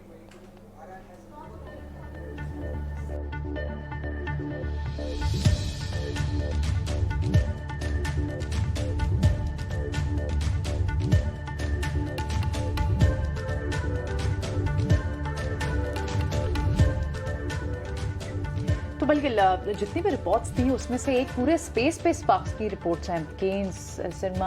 हाँ, ESM पे हमने काफी कवरेज किया हुआ है, बट स्टॉक चल गए। ये व्यूअर्स को ये ध्यान रखना चाहिए कि ESM stocks high growth category है, अच्छा नंबर्स आ रहे हैं, पिछले क्वार्टर का नंबर देखिए, लेकिन स्टॉक सारे चल गए हैं। तो पुल बैक्स पे आप एंट्री लें। अगर आप ये रिपोर्ट देखिए इमीडिएट कूद रहे हैं स्टॉक्स में तो शायद आपको थोड़ी सी मायूसी हो सकती है। स्पेस अच्छा है, फंडामेंटल साथ दे रहे हैं, चार्ट्स भी ठीक है, लेकिन चल रहे हैं स्टॉक्स ऑलरेडी। लेकिन मेरी नजर एक्चुअली प्रियंका गई पेटीएम के स्टॉक। मैं भी पेटीएम बोलने वाली थी आपसे। काफी पेटीएम इंटरेस्टिंग ही रिपोर्ट है नहीं, ये। पेटीएम तो बहुत अच्छी शानदार रिपोर्ट है, न्यूट्रल कर दिया। हाँ। लेकिन अब ये देखिए स्टॉक्स क्या चले हैं, पेटीएम, जोमेटो, पॉलिसी बाजार, सारे कंज्यूमर टेक नायका छोड़ के नीचे से लास्ट अगर आप 3-4 महीने में देखिए, इनफैक्ट जोमेटो को स्टॉक प्राइस को लेके आइए। जोमेटो, वैशाली आजा, आप हाल ही में सब्जी खरीदने के लिए बाजार गई हैं क्या? मैं बहुत जाती हूँ। तो आपने टोमेटो का प्राइस देखा, 100 रुपए हो गया। हाँ जी, ऑफ कोर्स। पूरा बाजार हंसी उड़ा रहा था जोमेटो के कि जोमेटो पहले होगा 20 रुपए या टोमेटो पहले होगा। अब 100 रुपए क्या होगा? सबसे पहले टोमेटो 100 रुपए हो गया, जोमेटो 75 रुपए। क्या ये जाएगा 100 की तरफ? मैं चाहूंगी कि जोमेटो पहले 100 रुपए अटैच करे। तो क्या लगता है चार्ट्स पे आपको इन सारे कंज्यूमर टेक और जोमेटो इन पर्टिकुलर क्या 2-3 महीने में पोजिशनल ट्रेड बन सकता है यहाँ तक 100 रुपए के लिए? I definitely think so, because Zomato actually हम सब ट्रैक कर रहे हैं, हमने बहुत बार इसकी चर्चा भी करी है। सो राइट फ्रॉम 48 लेवल्स इसने एक रन अप दिया है एंड एक सा ट्रेंड बन चुका है। थोड़ा कंसोलिडेशन जरूर हो रहा है, बट आई थिंक 73 या 70 जोन का एक अच्छा सपोर्ट है। दोबारा अक्यूमुलेट करना चाहिए, because if the stock has any meaning तो 70 पे रुक जाएगा and we will look for a target of 85 to 100। ये जो पारी है ये टोमेटो ने जीत ली है। पिछले वाली पारी जोमेटो ने जीती थी नीचे की तरफ, रिबाउंड में टोमेटो जीत गया है 100 रुपए के लिए। लेकिन अब जोमेटो पीछे आएगा, ऐसा वैशाली का कहना है। हाँ, जोमेटो तो पीछे आएगा। पेटीएम से भी आपने शुरुआत की, इस रिपोर्ट को देखें, न्यूट्रल बोला है। तो याद है बोफा की रिपोर्ट से 2 महीने पहले 2 अपग्रेड्स आए हैं बोफा के लगातार। 1020 तक का उन्होंने टारगेट कर दिया था और अब इनका टारगेट न्यूट्रल है पेटीएम पर, और ये तो टारगेट भी इन्होंने नीचे कर दिया है, 800 रुपए कर दिए। तो देखना होगा, मैक्वायरी की रिपोर्ट है। पेटीएम पर भी एक व्यू दे दीजिए वैशाली। तो Paytm I think chartically is very attractive. Even ये लेवल पे वीकली ब्रेकआउट आ चुका है एट अराउंड 838 लेवल्स और वहीं पे ये अभी रुका हुआ है। सो आई थिंक जिस तरह से ये चार्टिकल फॉर्मेशन बन रहा है, आई थिंक होल्ड जिन्होंने लिया है लोअर लेवल्स पे होल्ड करे with a trailing stop loss of 780 for a target of 900, और जो लेना चाहेंगे मैं कहूंगी accumulate करे with a support of 780। बिल्कुल, न्यू एज टेक्नोलॉजी स्टॉक्स पर नज़र है और जोमेटो और साथ ही टमाटर के प्राइसेस पर भी हमारी नज़र है और इसी के साथ पेटीएम की इस ब्रोकरेज रिपोर्ट पर भी। लेकिन सिटी यूनियन बैंक किरण पूंजी जुटाने को लेकर फंड रेजिंग के प्लान्स कंपनी बनाकर चल रही हैं। कल ऑलमोस्ट 2% के मूव सिटी यूनियन बैंक्स में नजर आए और ताज़ा ये खबर है कि QIP के जरिए करीब 500 करोड़ जुटाने की योजना कंपनी बना रही है। सिटी यूनियन बैंक 122 के लेवल्स पर कर हमने इसे सेटल होता हुआ देखा था। आपकी राय क्या होगी? सो सिटी यूनियन बैंक की अगर हम बात करें तो 120 130 इसका क्लस्टर एक सपोर्ट रहा है। हमने देखा है कि multiple time even Covid time पे भी इसी लेवल के आसपास से स्टॉक ने अच्छा खासा सपोर्ट लेके ऊपर में मल्टीपल टाइम टॉप जो बना है वो 200 के टॉप बना है। तो कहीं ना कहीं उसके जो प्रीवियस सपोर्ट लेवल है उसके आसपास ट्रेड कर रहा है। रिसेंटली जो करेक्शन आया था उसमें हम देख रहे हैं कि मोमेंटम इंडिकेटर के ऊपर कहीं ना कहीं एक पॉजिटिव डाइवर्जेंस बना हुआ है। तो जिस तरह से चार्ट है 115 का एक स्ट्रिक्ट स्टॉप लॉस रह के यहाँ से हम बाई कर सकते हैं। Risk reward ratio point of view अच्छा है। कल का जो मूव था उसमें भी एक बुलिश रिवर्सल कैंडलस्टिक्स पैटर्न हम देख रहे हैं। तो डेफिनेटली यहाँ पे 115 का स्टॉप लॉस हमें मेंटेन करना है। कोई भी डिप आता है या तो करंट मार्केट प्राइस से लॉन्ग करके जाएंगे। प्राइमा फेसी ऊपर में 128 का रेजिस्टेंस है, जैसे 128 क्रॉस करेगा स्टॉक तो 136 तक की रैली सिटी यूनियन बैंक में देख सकते हैं। तो करंट मार्केट प्राइस से लॉन्ग करके जा सकते हैं 115 के स्टॉप लॉस के साथ। हमारे साथ जुड़ रहे हैं फंडामेंटल से बात करने के लिए। एक खास बात सिटी यूनियन में आपको ये देखनी पड़ेगी कि सिटी यूनियन में बड़ी डीरेटिंग हुई है।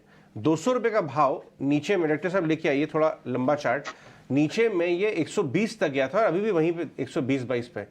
2 बैक टू बैक खराब क्वार्टर्स थे CUB के। इनफैक्ट ये वो बैंक के मैनेजमेंट है जिन्होंने सबसे पहले आके ग्रोथ के ऊपर रेड फ्लैग कर दिया था कि साहब ग्रोथ उतनी भयंकर है नहीं जितनी लग रही है बाजार को, और हम शायद थोड़ा ग्रोथ कम कर पाएंगे। बाजार ने ज़बरदस्त डीरेटिंग की। मेरा सवाल ये उठता है कि अब ऐसे माहौल में और इस तरह कमेंट्री और रिजल्ट के बाद QIP में कैसा रिस्पॉन्स आएगा? पैसा रेज करने आप जा रहे हैं, ये मेरे दिमाग में आ रही है बात, लेकिन ये राघवेंद्र बताएंगे। राघवेंद्र, बहुत बहुत शुक्रिया हमसे बात करने के लिए। सिटी यूनियन के पूरे माहौल में आपको लगता है इसमें अच्छा रिस्पॉन्स आएगा QIP का? कौन पैसा देगा? जब उन्होंने ग्रोथ काट दी, रिजल्ट थोड़े कमजोर थे, 120-22 पे। Good morning. ऐसे टाइम पे लिक्विडिटी मार्केट में ओवरऑल थोड़ा सा अवेलेबल है, इजी एक्सेस है, सो एक बोर्ड मैनेजमेंट का एक व्यू रहेगा कि this money is easily available and may be for the future plans, जो उनके आगे के प्रोजेक्शंस हैं, they would like to raise money for that purpose. So though the commentary थोड़ा सा नेगेटिव था, रिजल्ट्स इतने इंप्रेसिव नहीं थे, फिर भी मैनेजमेंट इस अपॉर्चुनिटी को एक कैश इन करना चाहेगा कि अगर हम पैसा रेस कर पाए तो अभी कर लेते हैं. It will be help us in any rainy day. और आगे के जो ग्रोथ प्लान्स है where all the other banks are बहुत अग्रेसिव हो रहे हैं, उस टाइम पर सिटी यूनियन बैंक को भी इस QIP के थ्रू जो फंड रेज होएगा उसमें हेल्प करेगा. हमने देखा है कि काफी इजी हो रहा है लिक्विडिटी रेस, फंड रेस करना. So I think City Union Bank management ने भी यही डिसाइड किया होगा एंड इसीलिए ये QIP प्रपोज किया है. तो हो सकता है पैसा मिल रहा है इसलिए रेज कर लेते हैं, ये भी एक स्ट्रैटेजी होती है, बिल्कुल है. लेकिन आपको इस स्टॉक के अंदर कूदना चाहिए ये न्यूज़ देख के. ये आप जल्दी से बता दीजिए राघवेंद्र, यस नो या होल्ड, क्योंकि व्यूअर्स इस तरह की खबर देख के एक्साइट हो सकते हैं. ये डेफिनेटली होल्ड. एज आपने राइटली कहा कि अर्निंग्स इतने इंप्रेसिव नहीं थे, नंबर्स वर क्वाइट डिसअपॉइंटिंग. इसके कारण इस QIP का भी रिस्पांस हम देखेंगे कि कितना पैसा किस पेस से रेज होता है, और उसके बाद एक क्वार्टर 2 क्वार्टर के रिजल्ट्स के बाद अगर कमेंट्री अच्छी आती है, अर्निंग्स अच्छे आते हैं, इनके नेट इंटरेस्ट मार्जिन्स बेटर होते हैं, जो कि एक भी थोड़ा सा कंसर्निंग था, तो ही इस स्टॉक को from hold to buy convert करेंगे. As of now it remains as a hold. Point Raghavendra, एक इंश्योरेंस स्टॉक्स के बारे बात करना जरूरी है. इंश्योरेंस स्टॉक्स में हमने देखा, एक HDFC लाइफ को छोड़ दीजिए, डायरेक्टर साहब सारे इंश्योरेंस स्टॉक्स आप फायर करिए 6-6 महीने के नीचे के भाव से एक थोड़ा सा अपमूव आया राघवेंद्र, क्योंकि स्टार हेल्थ के रिजल्ट्स बहुत अच्छे थे. इनफैक्ट केयर हेल्थ के भी रिजल्ट्स, जो रेलिगेयर एंटरप्राइजेस के अंदर आती है कंपनी, और इंश्योरेंस के नंबर्स थोड़े से इंप्रूव हुए, स्टॉक चलना शुरू हो गए.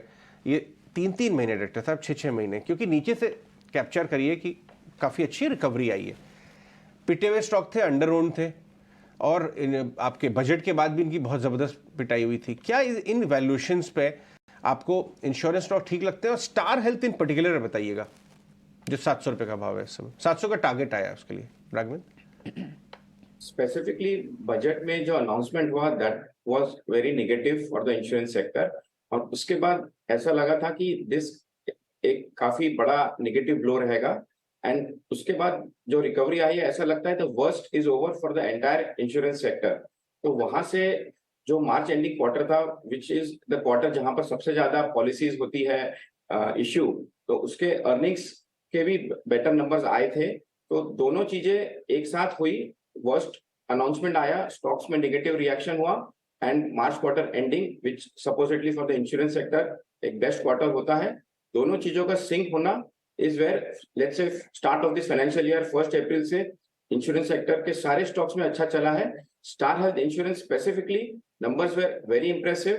मैनेजमेंट कमेंट्री ने जो सबसे अच्छी बात बोली है उसमें यह है कि उनका मार्केट शेयर में जो इंक्रीमेंटल इजाफा हुआ है, जो इंक्रीज हुआ है, वो एक पॉजिटिव साइन है, where which is a very competitive space right now. और उसमें अगर स्टार हेल्थ इंश्योरेंस अपना मार्केट शेयर बढ़ाता है तो for every dip this stock remains to be a buy candidate.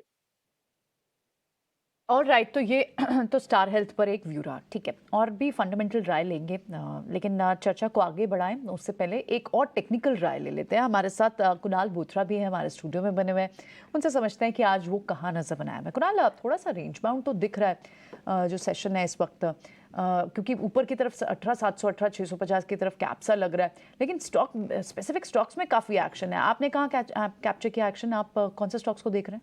तो I think market range bound रहेगा जब तक जो 4 मेजर हैवी वेट्स है, HDFC bank, Reliance, Infosys, TCS, ये सारे स्टॉक्स, हम 5 हैवी वेट्स की बात कर रहे हैं जो टॉप 5 लिस्ट में आते हैं निफ्टी 50 के वेटेज वाइज. तो ये इंडिकेट कर रहा है कि जब तक ये स्टॉक्स कंसोलिडेट या एक रेंज में है, दायरे में है, तब तक इंडेक्स भी ये एक रेंज में रहेगा. अच्छी बात है कि हम 18,600 को हम ब्रेक नहीं कर रहे, और जितनी बार भी हम 18,600 को हम टेस्ट कर रहे हैं तो वहाँ से बाउंस आ रहा है. तो ये एक अच्छी साइन है इंडेक्स के लिए. होपफुली लार्ज कैप स्टॉक्स में अगर रिकवरी अच्छी आ जाए जुलाई सीरीज के स्टार्ट में, तो हम देख सकते हैं कि एक ब्रेकआउट आ सकता है इंडेक्स में. मैं यहाँ पे 2 बाय कॉल सजेस्ट करूंगा, पहला इनफैक्ट रहेगा मारुति पे, बिकॉज कल स्टॉक ने बहुत ही बढ़िया एक बुलिश एंगल्फिंग पैटर्न बनाया था डेली चार्ट्स पे। तो मेरा ऐसा एक्सपेक्टेशन है कि auto index as well as Maruti बहुत अच्छा कमबैक कर सकते हैं। तो मैं सजेस्ट करूंगा बाय के लिए 10,000 का टारगेट रख सकते हैं यहाँ पे, स्टॉप लॉस 9,200 का। और सेकंड रहेगा गोदरेज प्रॉपर्टीज़ पे, जो जिस स्टॉक ने लास्ट 1 वीक में एक छोटा सा करेक्शन दिया था, करीबन 5 से 6% का 1500 के आसपास आया था, वहाँ से स्टॉक ने कल बाउंस दिया। मेरा मानना है कि 1580 के लिए ये इस ट्रेंड को खेला जा सकता है शॉर्ट टर्म के लिहाज से, स्टॉप लॉस 1510। 10,000 देख के बहुत अच्छा लग रहा है कुणाल। अभी हम बात ही कर रहे थे कि 10,000 का लेवल कब आएगा। आप मारुति पे आप तो सामने दिखा रहे हैं कि क्विकली इसके लिए एम भी करें। गोदरेज प्रॉपर्टी और मारुति सुजुकी, दो आपकी रिकमेंडेशन होंगी, ठीक है। शुक्रिया कुणाल ये दोनों पिक्स हमें बताने के लिए। कुछ और स्टॉक्स को भी डिस्कस करते हैं। एक स्मॉल कैप ही है और 1700 करोड़ की मार्केट कैप है, वो है स्टॉक का नाम है एक्सिस केड्स। विशाली, आपने स्टॉक को जरूर देखा होगा, सर्किट टू सर्किट ही रहा है पिछले कई दिनों से। और उसके पीछे न्यूज़ ये थी कि अपना जितना भी डेट था उसे रीफाइनेंस करने में लगे हुए थे। लगभग 200 करोड़ का इनका डेट था, उसे रीफाइनेंस कर लिया है कंपनी ने और अब इनकी अच्छी खासी इंटरेस्ट कॉस्ट भी सेव होगी। लेकिन अब इतनी मूव आने के बाद क्या आप एक्सिस केड्स के एक बार चार्ट चेक करके बताएंगे थोड़ी स्ट्रीम बाकी है या अभी कुछ कंसोलिडेट कर सकता है? I think trailing stop loss रखना बेहतर रहेगा because the stock is already going into an overbought zone. So new fresh entry मैं जरूर नहीं कहूंगी, but जिनके पास हो trailing stop loss के साथ होल्ड करें, because जिस तरह मार्केट में ये मिड कैप और स्मॉल कैप्स चल रहे हैं, quite likely और थोड़ा रन अप आ सकता है। क्या आज जी का मामला वापस है जो कल टल गया था, क्या स्टे मिलेगा? सवाल ये बाजार के लोग उठा रहे हैं। इनफैक्ट जी कल नेगेटिव बंद हुआ, कल का प्राइस दिखा सकते हैं आप इस पर साहब, लेकिन 2% ऊपर था क्योंकि उम्मीद थी बाजार को कि कुछ प्रोग्रेस आएगा पॉजिटिव साइड पे, लेकिन हुआ नहीं। एक दिन आगे बढ़ गई जो बैठक है। एक 175-178 के भाव पे राघवेंद्र आप बताएं, फंडामेंटली जो कमेंट्री आई है, जो अब तक हिसाब से केस चल रहा है, क्या मर्जर पे कोई संदेह उठ गया है? क्योंकि बहुत सारे फंड्स ने तो नाम ऐड किया और इसीलिए ट्रेडिंग पोजीशन भी आती रहती है आए दिन। आप इस भाव पे कैसे देखते हैं? डेफिनेटली जी एंटरटेनमेंट 177 के प्राइस पे एक अट्रैक्टिव लगता है, बट इसमें एक खास बात पे ध्यान देना चाहिए कि मैनेजमेंट बोर्ड रूम में बहुत चेंजेस हो रहे हैं और इस टाइम पे स्टॉक काफी वोलेटाइल रहता है। बट वंस ये सारे चेंजेस हो जाते हैं तो उसके बाद जो ओवरऑल ये स्पेस में लिस्टेड प्लेयर्स कम है और जी अगर एक पूरे नए मैनेजमेंट के साथ अपना पूरा बिजनेस प्लान रीसेट करता है, जो भी कॉर्पोरेट गवर्नेंस इश्यूज थे वो पीछे ओके स्टॉक में ऑलरेडी प्राइस में रिफ्लेक्ट हो जाता है। तो लेट्स से अगर ये करेक्शन एक बार थम जाता है, आई थिंक, और मैटर सब्जुडिस है, इसके लिए भी एक it's a flip of a point किस तरफ जाएगा। बट अगर जी थोड़ा और करेक्ट होता है तो वैल्यूएशंस बहुत अट्रैक्टिव हो जाते हैं एंड एनी स्टॉक जो बोर्डरूम चेंजेस होते हैं, international management comes into play, वो एक अट्रैक्टिव स्ट्रक्चरल बाय कैंडिडेट हो सकता है। हम देखेंगे अगर ये 150-160 के लेवल्स पे भी मिले तो वैल्यूएशंस गेट वेरी अट्रैक्टिव।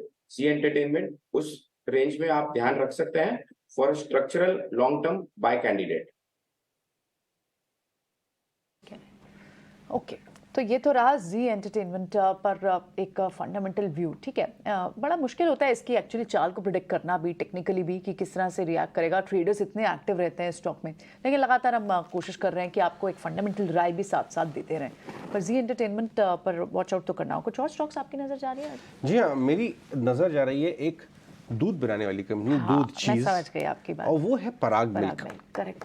अगर आप महाराष्ट्र एरिया में काम रहते हैं या हमारे व्यूअर हैं या आप इवन गुजरात साइड में रहते हैं, वेस्टर्न बेल्ट में हो गया, इनका मार्केट शेयर चीज में सेकंड लार्जेस्ट हो गया है। ओके, जी हाँ। तब तक तो आपने गो चीज नहीं खाई आपने? गो चीज अच्छा इनका है पराग। हाँ, ये बात, क्योंकि इनका ब्रांड जो है मेन कंपनी से बड़ा हो गया। तो गो चीज वेस्ट में और महाराष्ट्र साइड में बहुत ज्यादा बड़ा ब्रांड है। इनफैक्ट अमूल को भी टक्कर देता है ये। और वेस्टर्न बेल्ट में तो चीज बहुत खाई जाता है। पराग मिल्क का है। अच्छा, तो बहुत अच्छा काम कर रहे हैं। कल सिक्स्थ सेंस वेंचर्स ने इसके अंदर ब्लॉक में मान लिया, 14% स्टॉक रिएक्ट किया। लेकिन मैं आपको ये बता दूं, जो लोग इस स्टॉक को देख रहे हैं बाजार में कई टाइम से, कि एक समय में ये 600 रुपये का भाव हुआ करता था और उसके बाद बहुत सारी चीज़ें उतार चढ़ाव आए, कंपनी में नीचे में 60 रुपये चला गया, वहाँ से रिकवर करके आया क्योंकि अटेम्प्ट हो रहा है कुछ रेजरेक्शन का। हाल ही में Sixth Sense Ventures Nikhil Vora इन कंपनी के बोर्ड पर भी आए हैं। ये तो है बैकग्राउंड। यहाँ से लोग इसको छूने से पहले कई बार सोचेंगे भी, क्योंकि बहुत बड़े बड़े दिग्गज इन्वेस्टर इस स्टॉक के अंदर अपना हाथ जला चुके हैं। Okay. ये भी मैं बता दूं। राघवेंद्र, पराग मिल्क पे कोई कॉल?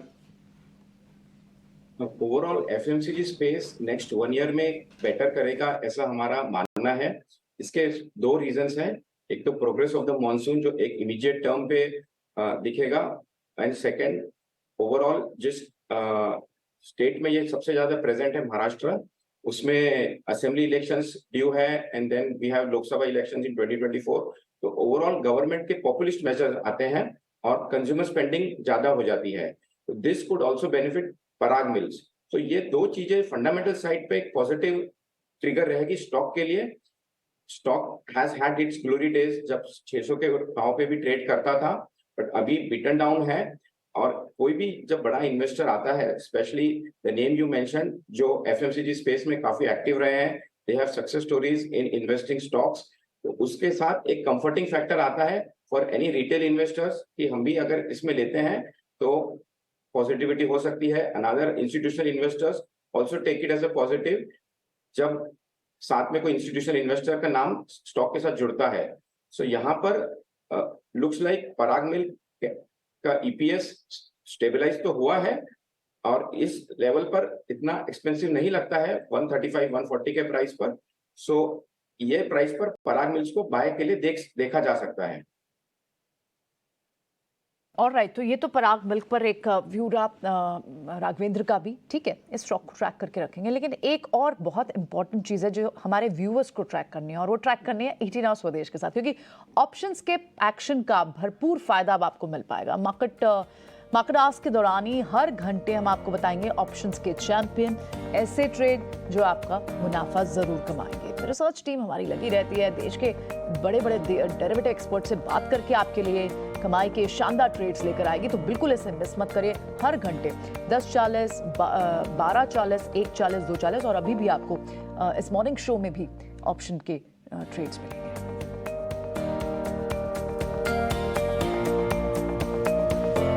अगर हम कंज्यूमर स्टॉक्स की बात करें, सफायर फूड्स जो भी कल काफी बड़ी ब्लॉक्स हुए थे और अच्छे हाथों ने वो स्टॉक लिया है। सफायर फूड्स के चार्ट को लेके आइए। इनफैक्ट बट अगेन ये पूरा स्पेस जो है लास्ट 2-4 क्वार्टर से ही चलता हुआ नजर आ रहा है। सफायर फूड्स का चार्ट देखिए। वैशाली, सफायर फूड्स इस भाव पे लेना चाहिए? वुड से अक्यूमुलेट करेंगे तो ठीक रहेगा, बिकॉज ऑलरेडी ये स्टॉक में भी काफी एक रन अप आ चुका है। So I think just accumulate would be a better strategy.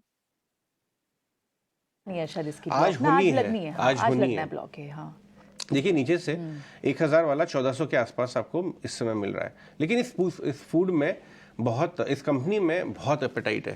अच्छा, रिजल्ट्स के बाद कमेंट्री देखिए आप। हाँ, इसके रिजल्ट्स कितने शानदार है, इसलिए ये ब्लॉक तुरंत एब्जॉर्ब हो जाएगा, यही पॉइंट है। अनलाइक सीयूबी जिसके 3 खराब क्वार्टर रह चुके हैं, ग्रोथ कम की है, वो क्यूआईपी लेगा कौन?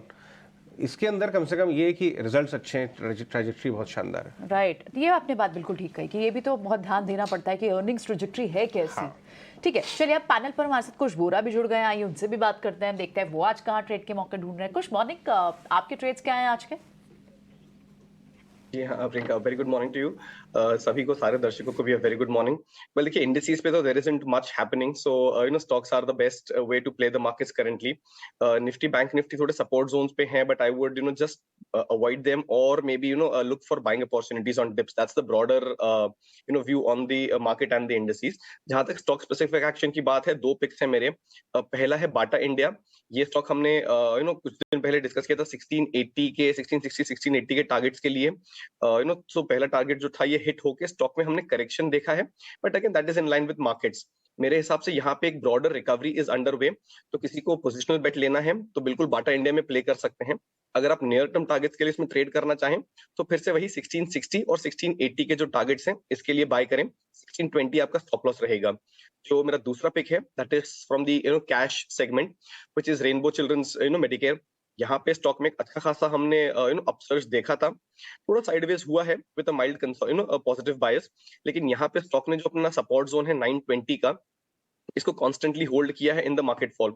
सो ये क्लियरली दर्शा रहा है कि स्टॉक में स्ट्रेंथ है, यहाँ से और ऊपर के लेवल्स देखने मिल सकते हैं।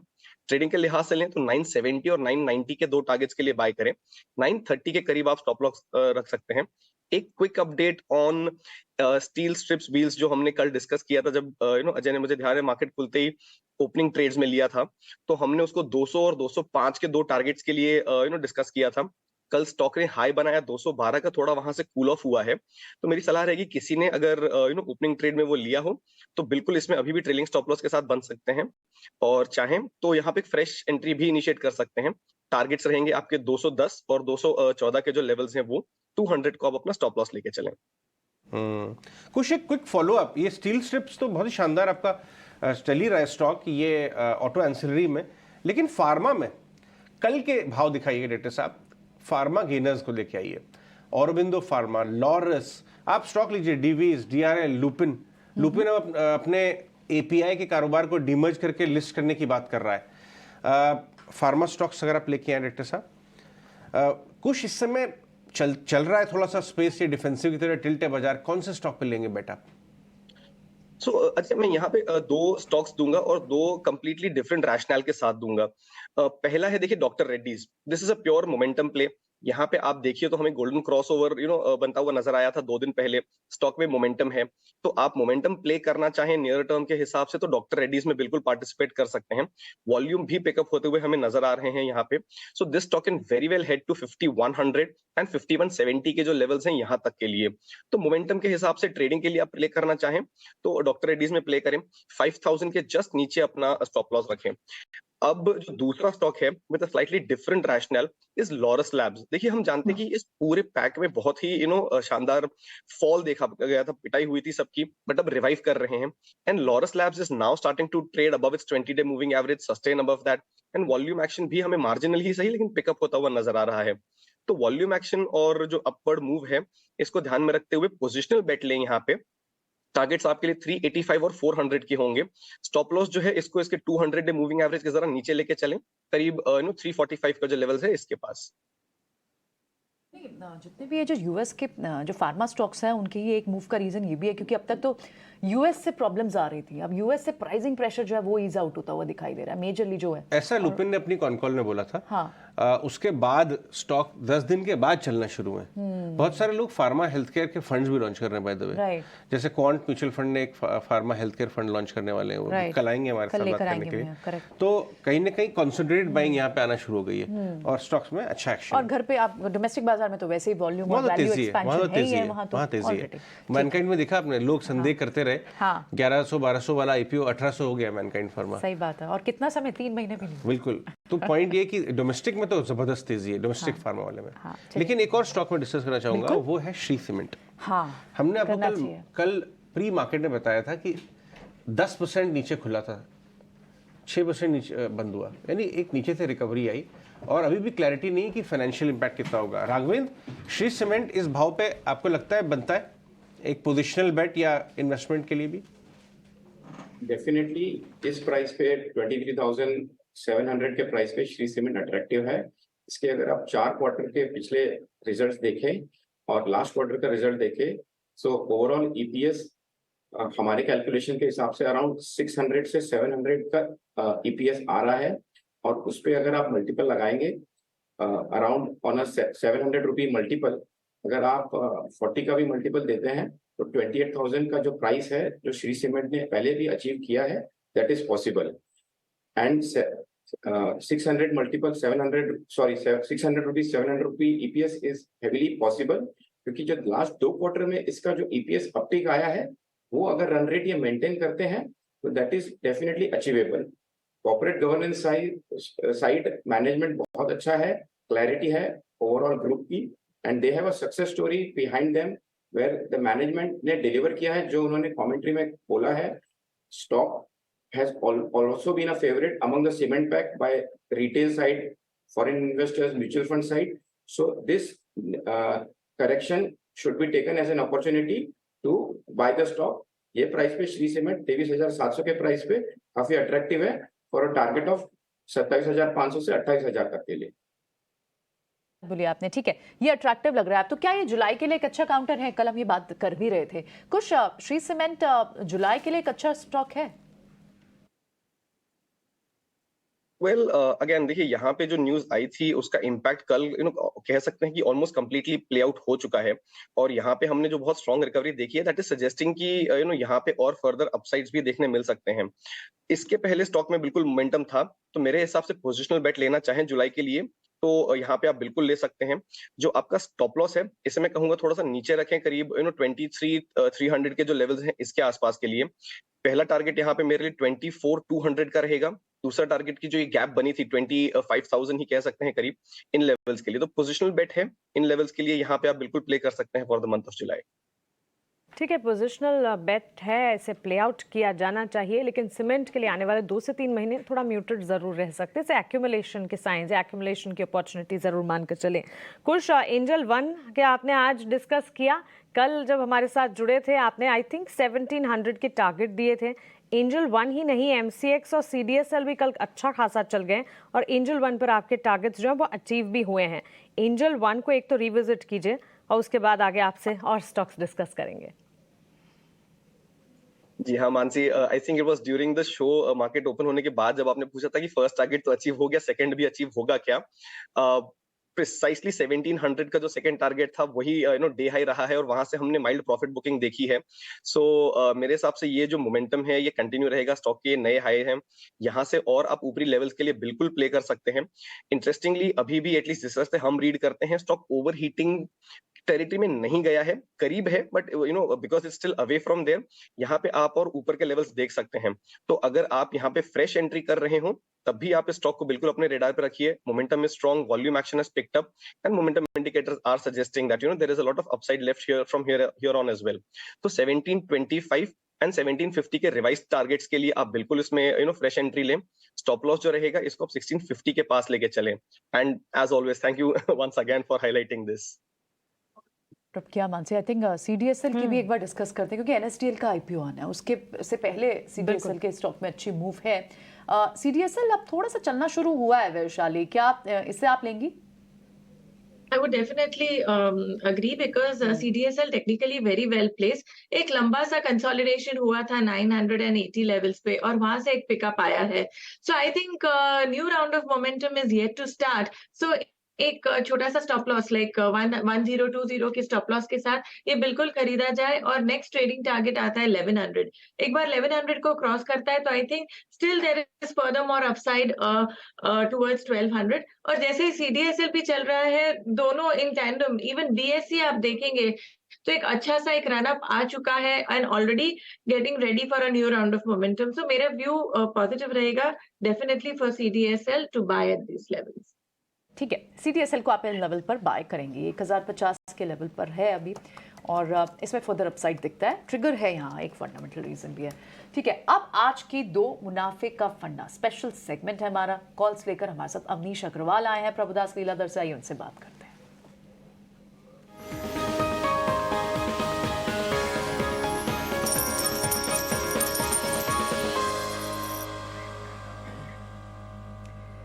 मॉर्निंग अवनीश, बताएं क्या है आपकी 2 कॉल्स आज की?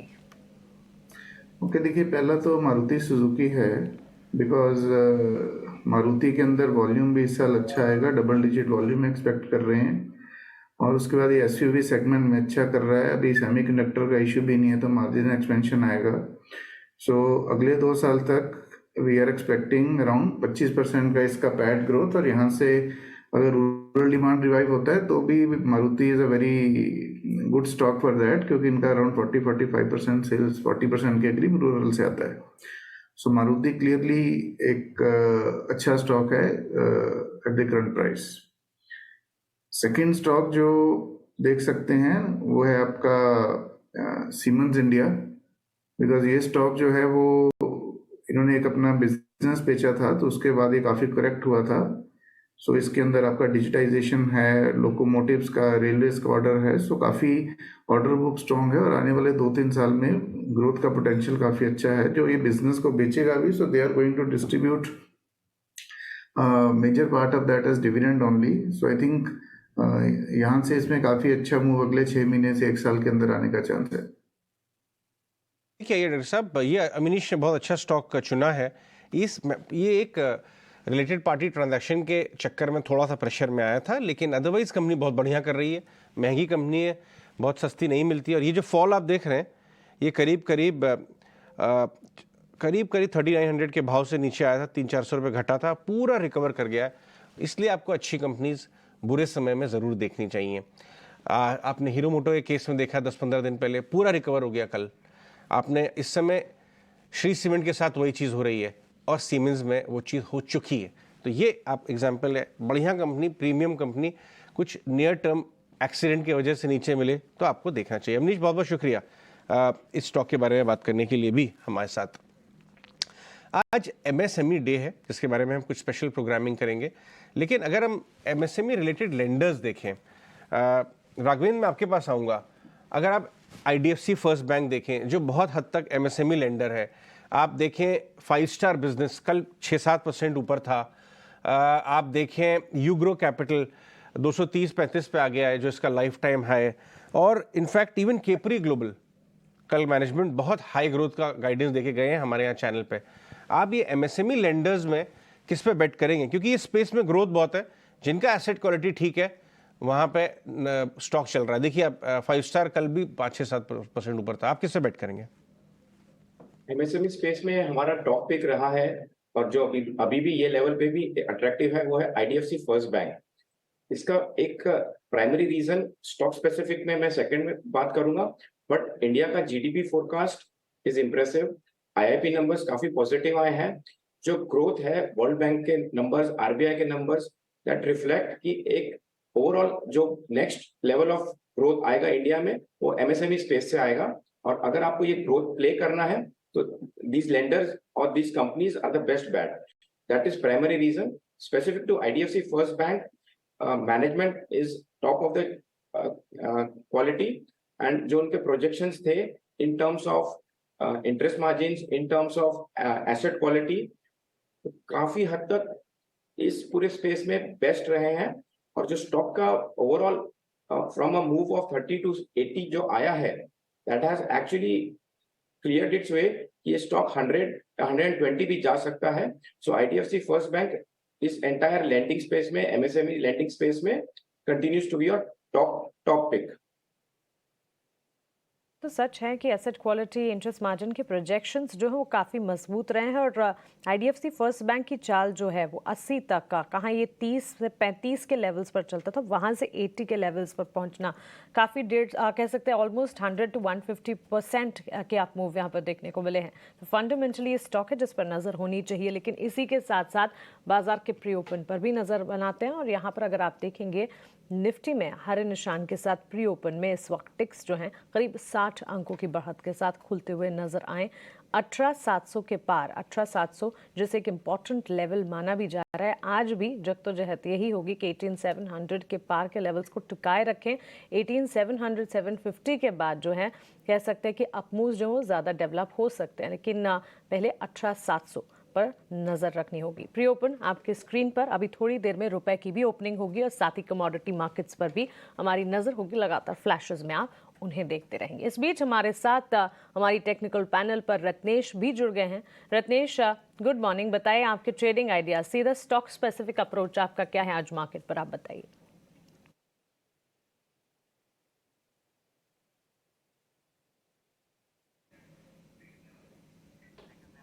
रत्नेश, ये सवाल आपके लिए।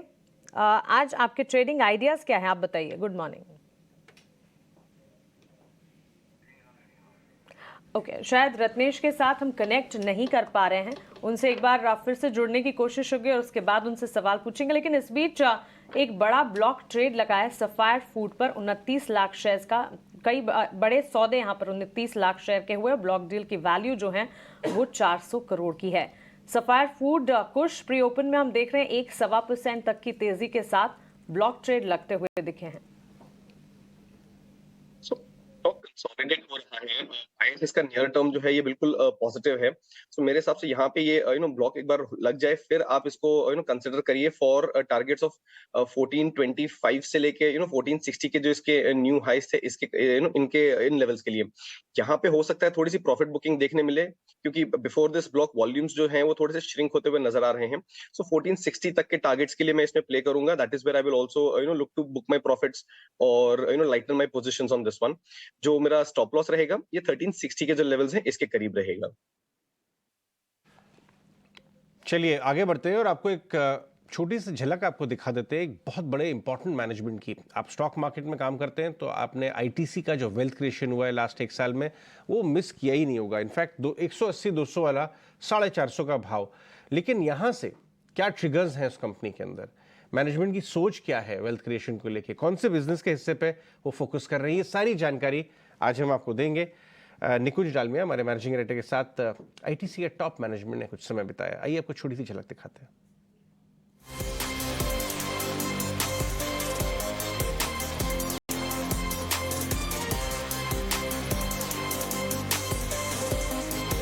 Mr. Puri, what we understand is that large part of FMCG capex, the critical capex, is over.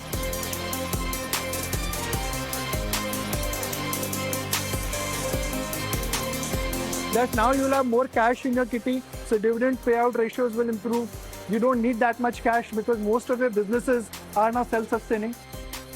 Already we have a very handsome dividend payment policy. It can always increase more. 80 to 85%. Yeah.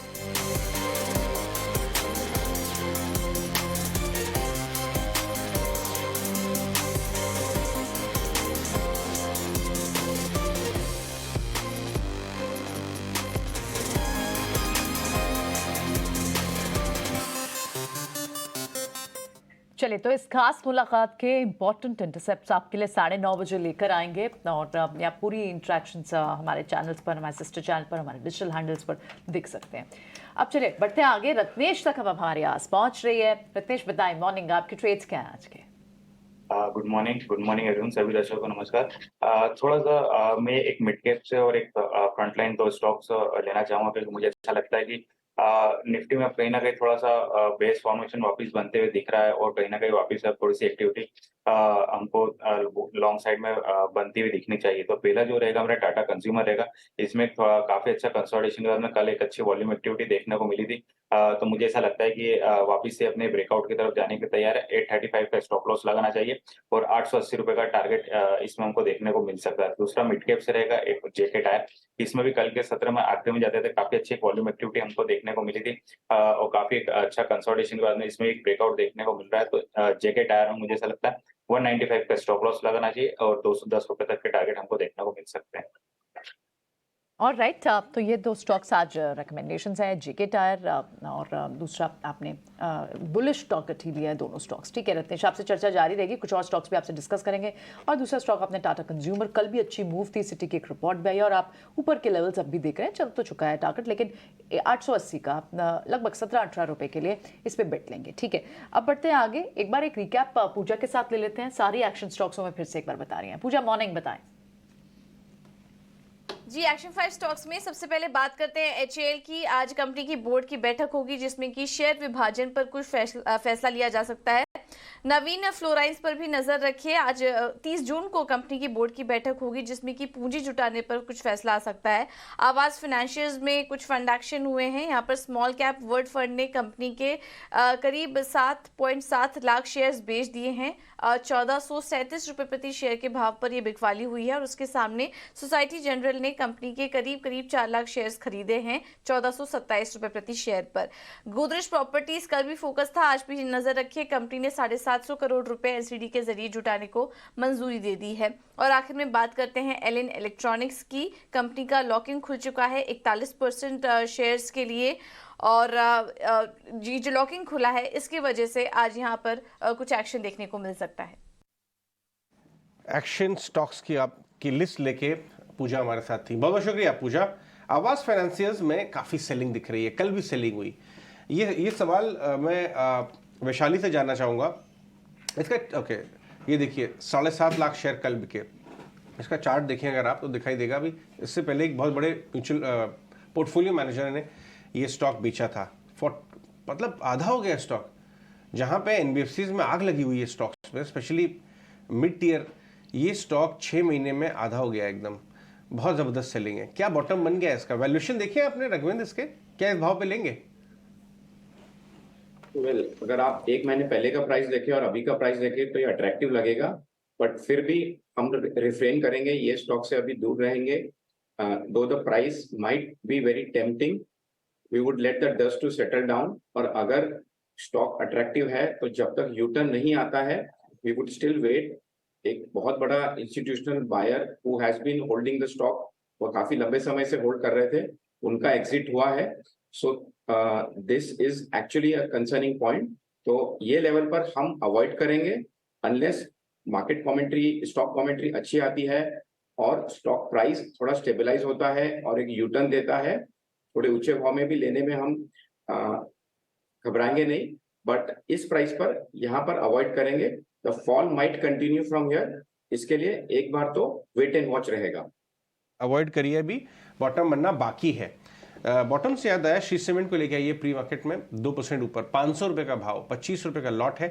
कल हमारे panelist आपको बता रहे थे कि इस भाव से देखना बुरा नहीं है, आज राघवेंद्र बता रहे थे इस भाव से देखना बुरा नहीं है। 400 रुपये आपको BTST में मिल गए होते। ये है श्री सीमेंट। रेड्डी साहब निफ्टी बैंक निफ्टी भी लेके आइए। थोड़े हरे निशान के साथ की तरफ अंदेशा सेटल हो रहे हैं रेट्स अभी। ये देखिए आपके साथ 750, 18,750 के आसपास निफ्टी और 43,800 जो कि मोस्ट टारगेट्स। आज सुबह हमने जब वैशाली से, किरण से सबसे बात की, 43,800, 900 के टारगेट्स हैं। तो चढ़िए मत, अगर लेके बैठे हैं तो होल्ड करिए स्टॉप लॉस लगा के। अभी थोड़ा सा हरे निशान में बाजार खुलता हुआ नजर आए। IT स्टॉक्स को लेके आइए, टेक महिंद्रा इन पर्टिकुलर। कल IT स्टॉक्स में TCS छोड़ के बाकी सारे छोटे मोटे मंझोले आपके परसिस्टेंट सारे वैरायटी के स्टॉक्स में एक चाल आई है। और ये तब आई है जब US मार्केट में नैस्डैक में सेलिंग आ रही है। खुश, ये देखिए टेक महिंद्रा में कुछ मैनेजमेंट चेंज हुआ है और रिकवर करता हुआ नजर आ रहा है स्टॉक। 65 रुपये ऊपर है, 3,000 वाला करीब करीब 3200 के आसपास। इस भाव से लेंगे? अजय कौन सा स्टॉक कह रहे हैं? टेक महिंद्रा। हुनानी जी जा रहे हैं और वहां पे एक नए होनहार MD CEO अपनी जगह बना रहे हैं। देखिए स्टॉक में रिवाइवल है। कल का जो मूव है यहाँ पे हम देखें तो ऑफ हाइज क्लोज हुआ है, लेकिन ओवरऑल सेटअप में देखूं तो मुझे बिल्कुल खराब नहीं लग रहा है। एंड यूर राइट, अगर हम इसे डालें in the context of US stocks, tech stocks not doing well, तब तो ये और भी एनकरेजिंग साइन है। लेकिन यहाँ पे एक रेजिस्टेंस है 1140 के जो जोन्स हैं इसके आसपास नियर टर्म रेजिस्टेंस है, तो हो सकता है स्टॉक यहाँ पे थोड़ा सा वेट एंड वॉच करें। सो मेरे लिए तो जो दो पिक्स रहेंगे, HCL and persistent, they will continue to be my top picks within the space. तीसरा स्टॉक ऐड करना चाहे तो KPIT टेक होगा। Tech Mahindra as I said थोड़ा सा रेजिस्टेंस के पास है, तो मैं यहाँ पे थोड़ा वेट एंड वॉच करना चाहूंगा। असिस्टेंट और KPIT टेक्नोलॉजीज पर फोकस रहेगा। टेक महिंद्रा को वॉच लिस्ट में रखेंगे। लेकिन कल सुबह 9 बजे सियाट पर क्या खबर है हमने बताई थी, उसके बाद दिन भर सियाट में एक्शन था। ऐसी एक खबर आज भी हमें विनी बता रही है हमारे सेगमेंट क्या खबर है में।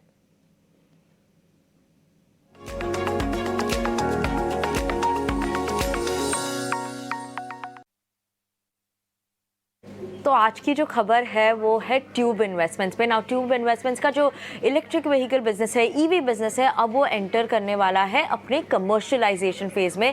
Q1 FY24 में वो एंटर कर चुका है अभी अपना कमर्शियलाइजेशन फेज। केपेक्स फेज की बात करें तो ये EV बिजनेस अभी एंड हो रहा है, केपेक्स फेज स्टार्ट हो रहा है, कमर्शियलाइजेशन फेज। कंपनी ने ऑलरेडी इन्वेस्ट कर दिया है 650 करोड़ रुपीस EV बिजनेस में, और अभी आगे जाते हुए भी और 250 करोड़ इन्वेस्ट करेंगे अपने ये EV बिजनेस में by the end of FY24। अभी EV बिजनेस स्पेसिफिकली बात करें तो उनकी जो इलेक्ट्रिक थ्री व्हीलर्स है वो लॉन्च स्टार्ट हो चुके हैं ऑलरेडी साउदर्न स्टेट्स में। व्हीलर्स की जो कमर्शियल व्हीकल प्रोडक्शन है वो भी स्टार्ट हो जाएगी अभी उनके नए मनेसर प्लांट में Q1 FY24 में। से उनका प्रोडक्शन भी अभी स्टार्ट हो जाएगा, लाइनअप हो जाएगा, और ऑब्वियसली ट्रैक्टर्स भी लॉन्च हो जाएगी बाय FY24 एंड। अभी स्टॉक प्राइस की मूवमेंट देखें तो ये साल में लास्ट 1 ईयर में 90% प्लस रिटर्न ऑलरेडी दे चुका है स्टॉक। काफ़ी नए डोमेस्टिक इन्वेस्टर्स से भी मिले हुए हैं मैनेजमेंट, और वहाँ पे भी काफ़ी इंटरेस्ट बढ़ रहा है जून के महीने में। तो ट्यूब इन्वेस्टमेंट्स में थोड़ा इंटरेस्ट तो बढ़ रहा है है डोमेस्टिक इन्वेस्टर साइड से एटलीस्ट। और मैनेजमेंट गाइडेंस की जो कमेंट्री आई थी वो भी काफ़ी बुलिश थी। पास में देखे इंजीनियरिंग बिजनेस ग्रो कर रहा है डबल डिजिट से, स्कोप मार्जिन एक्सपेंशन में भी है और मेटल बिजनेस में भी वो लोग अच्छी ग्रोथ एक्सपेक्ट कर रहे हैं, तो ट्यूब इन्वेस्टमेंट में फोकस रहेगा। तो ट्यूब इन्वेस्टमेंट इससे ज़रूर ध्यान रखेंगे हम। ये स्टॉक चल भी रहा है। शुक्रिया विनीत इस खबर को लाने के लिए। ठीक है, अब बढ़ते हैं आगे। एक और खास सेगमेंट है, एक बड़ी ब्रोकिंग हाउस की रिपोर्ट, बिग बोल्ड ब्रोकरेज, उसे भी समझ लेते हैं। हमारे साथ वमाक्षी इस रिपोर्ट को लेकर आई। वमाक्षी बताएं, पूजा बताएं।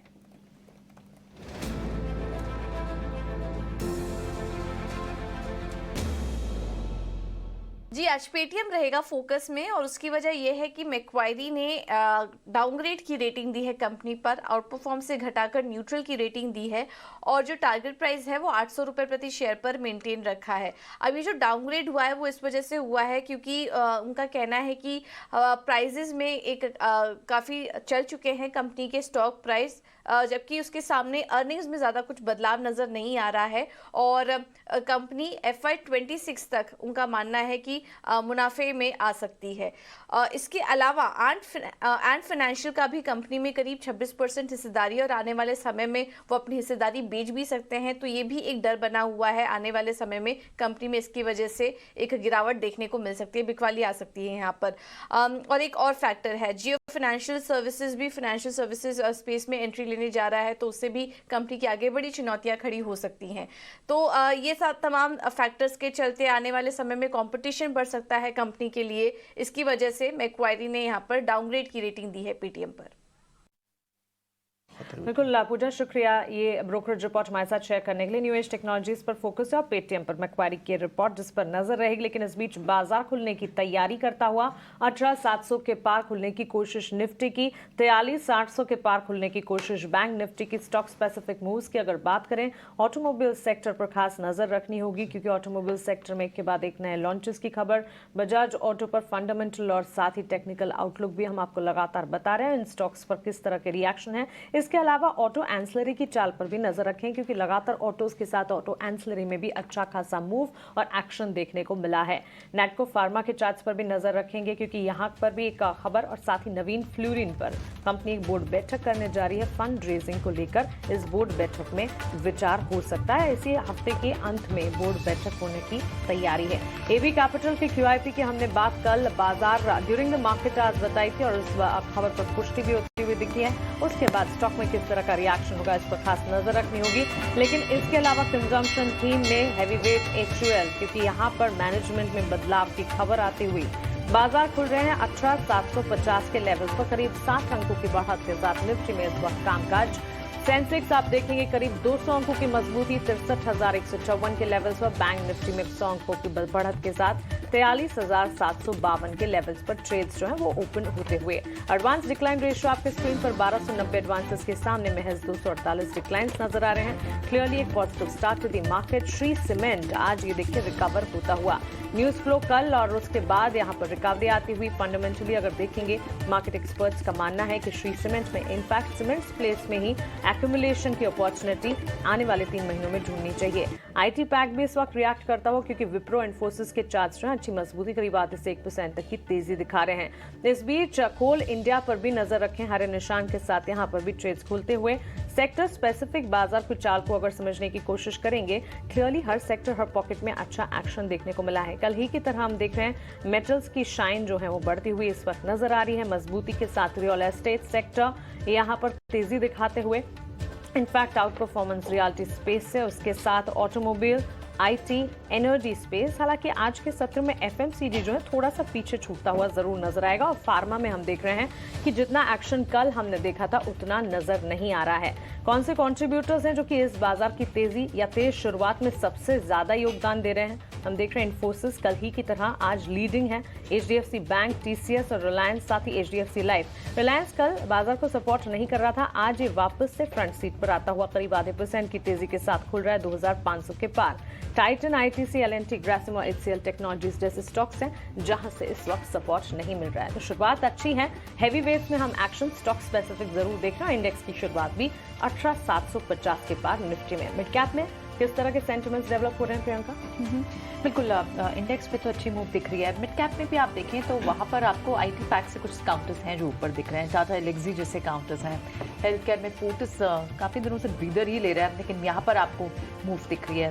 फिर से डिक्सन जैसे स्टॉक्स में आपको एक रिन्यू दिख रहा है। टायर में अब बालकृष्ण लास्ट चला टायर स्टॉक्स में, लेकिन अब वहाँ पर एक मूव सस्टेन्स दिख रही है आपको। हेल्थ केयर के कुछ counters, Fortis health care, max health care, यहाँ पर मूव है।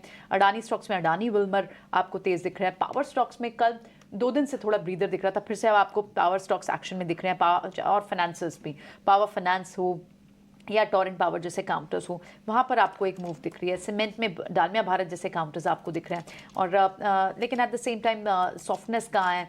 सॉफ्टनेस इस वक्त आपको इप्का लैब जैसे काउंटर्स है, वहाँ कुछ ऑब्जर्वेशंस का मैटर चल रहा है। रियल एस्टेट में हालांकि इस वक्त सबसे बड़ी स्ट्रेंथ रियल एस्टेट में दिखती है, लेकिन ब्रॉड रियलिटी थोड़ा सा सॉफ्ट दिखाई दे रहा है। एल&टी फाइनेंस में मूव काफ़ी थी पिछले पूरे हफ्ते, लेकिन आज वहाँ 1.5% की गिरावट है। और दूसरे कुछ काउंटर एमएनसी फार्मा में एबट इंडिया जैसे काउंटर्स है जो इस वक्त अभी लूजर्स हैं। लेकिन देखना होगा बाजार जिस तरह से रिकवर हो रहा है, और माइनर कोई बहुत बड़ी गिरावट या दबाव भी आपको मिड कैप स्पेस में पर्टिकुलर काउंटर्स में नहीं दिख रहा है। आइए आगे बढ़ते हैं और ओपनिंग राउंड ऑफ ट्रेड्स हम अपने पैनलिस्ट से ले लेते हैं। कुछ शुरुआत आपसे 18,760 पर निफ्टी की शुरुआत हुई है, लेकिन आपकी नज़र कौन से ट्रेड पे बैठ रही है आज सुबह? तो अजय, एक बहुत रेयरली डिस्कस्ड स्टॉक है बट अच्छा खासा मोमेंटम दिखा रहा है, which is उषा मार्टिन। इस स्टॉक में हम देखें तो एक ब्रेकआउट आया था, साइडवेज कंसोलिडेशन था, लेकिन पिछले 2 दिनों से इसमें अच्छा खासा अपमूव है, सस्टेन्ड अपमूव है। सो ये एक स्टॉक है जो मैं मेरे रेडार पे रखूंगा फ्रॉम अ ट्रेडिंग पर्सपेक्टिव। अब अगर आप इसको इंट्राडे के लिहाज से ले रहे हो तो 281 एंड 285 के जो जोन्स हैं इनको अपना टारगेट बना के चले। यहाँ पे जो आपका स्टॉप लॉस है, इसको आप जो आज का डे लो बना है करीब 271 270 का जो लेवल है इसके आसपास का, इसको लेके चले। तो उषा मार्टिन मुझे लग रहा है कि इंट्राडे के लिए एक अच्छा बेट हो सकता है। ओपनिंग ट्रेड क्या रहेगा रत्नेश? मेरे हिसाब से एक लास्ट टाइम भी जब मैं आप लोगों के साथ में था, मैंने बोला इंश्योरेंस सेक्टर में काफी एक अच्छा बॉटम फॉर्मेशन मेरे को बनते हुए दिख रहा है पूरे सेक्टर में। तो उसमें से एक रहेगा मेरा एचडीएफसी लाइफ। एचडीएफसी लाइफ में 2-4 दिन का एक कंसोलिडेशन के बाद में आज काफी अच्छा गैप अप ओपन देखने को मिला है। तो मुझे ऐसा लगता है एचडीएफसी लाइफ में ट्रेड पे ध्यान रखना चाहिए। 600 मुझे 670 रुपए तक के टारगेट इसमें आज के दिन में आते हुए देख सकते हैं, और यहाँ पे स्टॉप लॉस लगाएंगे हम 635 रुपए का। एचडीएफसी लाइफ क्या जबरदस्त अंडर ओन्ड स्पेस हो गई थी। पूरा insurance, max, star, HDFC, SBI life, सब में बहुत शानदार रिबाउंड आते हुए देखा। किरण, आपका ओपनिंग ट्रेड क्या रहेगा? सो ओवरऑल जिस तरह से एक्सपेक्टेड था भाई उसी लाइंस के ऊपर ओपन हुआ है। ओवरऑल बुलिशनेस कंटिन्यू है। जिस तरह से फार्मा के अंदर स्टॉक्स चल रहे हैं, एफडीसी हमें अच्छा लग रहा है। एफडीसी का अगर आप चार्ट देखोगे तो 325 के आसपास ट्रेड कर रहा है। क्लियर कट एक असेंडिंग ट्रायंगल पैटर्न ब्रेकआउट हमें देखने को मिल रहा है। 320 के आसपास मल्टीपल रेजिस्टेंस थे। कल स्टॉक ने उस रेजिस्टेंस के ऊपर क्लोज दिया है, आज फॉलो अप बाइंग भी है। जिस तरह से कल वॉल्यूम हुए थे, मोमेंटम इंडिकेटर भी बुलिश जोन के अंदर है। डेफिनेटली एफडीसी में आप एक अच्छा ट्रेंड यहाँ से देख सकते हो। तो for short term FDC current market price से हम लॉन्ग करके जाएंगे। 310 का स्टॉप लॉस हम मेंटेन करेंगे, और जिस तरह से चार्ट पैटर्न है कहीं ना कहीं 370 तक के टारगेट हम एफडीसी लिमिटेड में देख सकते हैं। सो एफडीसी और तो जो स्टॉक है वो है डिविस लैबोरेटरी। डिविस लैबोरेटरी में भी प्रीवियसली जिस तरह से 3550 3540 का एक रेजिस्टेंस था, उसको स्टॉक क्रॉस करके आज फॉलो अप बाइंग दे रहा है। मोमेंटम इंडिकेटर यहाँ पे भी बुलिश जोन के अंदर एंट्री ले रहा है। तो डिविस लैबोरेटरी के ऊपर भी आप ध्यान रखिए। एक पोजिशनल स्टॉप लॉस आप 3500 के नीचे रखिए, और जिस तरह के चार्ट पैटर्न्स है डेफिनेटली यहाँ से एक बड़ा ट्रेंड इमर्ज हो सकता है, जिसमें आप 37 3800 काइंड ऑफ टारगेट देख सकते हैं। So FDC and Divi's laboratory both are the preferred. कुछ ब्लॉक डील्स हो रही हैं। अनंतराज इंडस्ट्रीज में 12 लाख शेयर की ब्लॉक डील हुई है। 131 का भाव, 171 का भाव है। सफायर में भी 30 लाख शेयर और कई सौदे हुए हैं, और वो भी स्टॉक 2% ऊपर खुला। राघवेंद्र, आपकी नज़र ट्रेडिंग आइडिया से तो नहीं लूंगा मैं, लेकिन किसी स्टॉक को आप क्लोजली ट्रैक कर रहे हैं आज ओपनिंग में? ग्रेविटा इंडिया 610 पे ट्रेड कर रहा है। ये स्टॉक को हम medium term to long term काफी अच्छा अपसाइड टारगेट रखते हैं। इसमें प्रमोटर होल्डिंग बहुत अच्छी है 73%, which is very comforting, very soothing. और इसका global expansions are very impressive in Oman, in Africa, and they have इनका इंडिया में भी बहुत अच्छा प्रेजेंस है। सो ग्रेविटा इंडिया 610 615 के प्राइस पे फॉर 30% अपसाइड इज पॉसिबल 6 से 9 महीने के टाइम होराइजन के लिए। सेकेंड स्टॉक SGVN सतलुज जल विकास, ये 42 के प्राइस पर अगेन बहुत जेनरस डिविडेंड पे आउट है। गवर्नमेंट कंपनी है रिन्यूएबल एनर्जी जनरेशन में। So hydropower बनाती है, but they are shifting slowly into solar as well and expanding in Bharat के अलावा भी अदर कंट्रीज में इनके प्रोजेक्ट्स हैं. So SGVN at 42 रुपए पे and Gravita India 615 पे फॉर 6 से 9 महीने के टाइम होराइजन के लिए दोनों बहुत अच्छे फंडामेंटली लॉन्ग स्टॉक रिकमेंडेशंस हैं.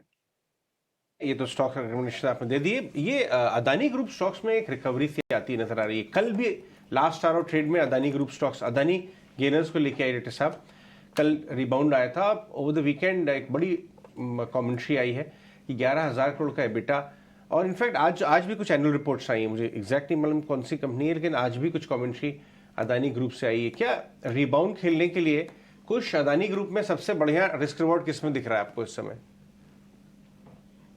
अजय, मुझे यहाँ पे अदानी पोर्ट्स काफी अच्छा लग रहा है. हालांकि अगर मैं देखूं तो यहाँ पे 760 के जो लेवल्स हैं ये एक as a near term resistance act कर सकता है, but even that is a decent 30 rupees away अगर आप ट्रेडिंग के लिहाज से लेना चाहें तो. और वहाँ 200 डे मूविंग एवरेज भी है, तो ये क्रॉस होगा. So then don't be surprise कि यहाँ पे आपको 790 के लेवल्स भी देखने मिले.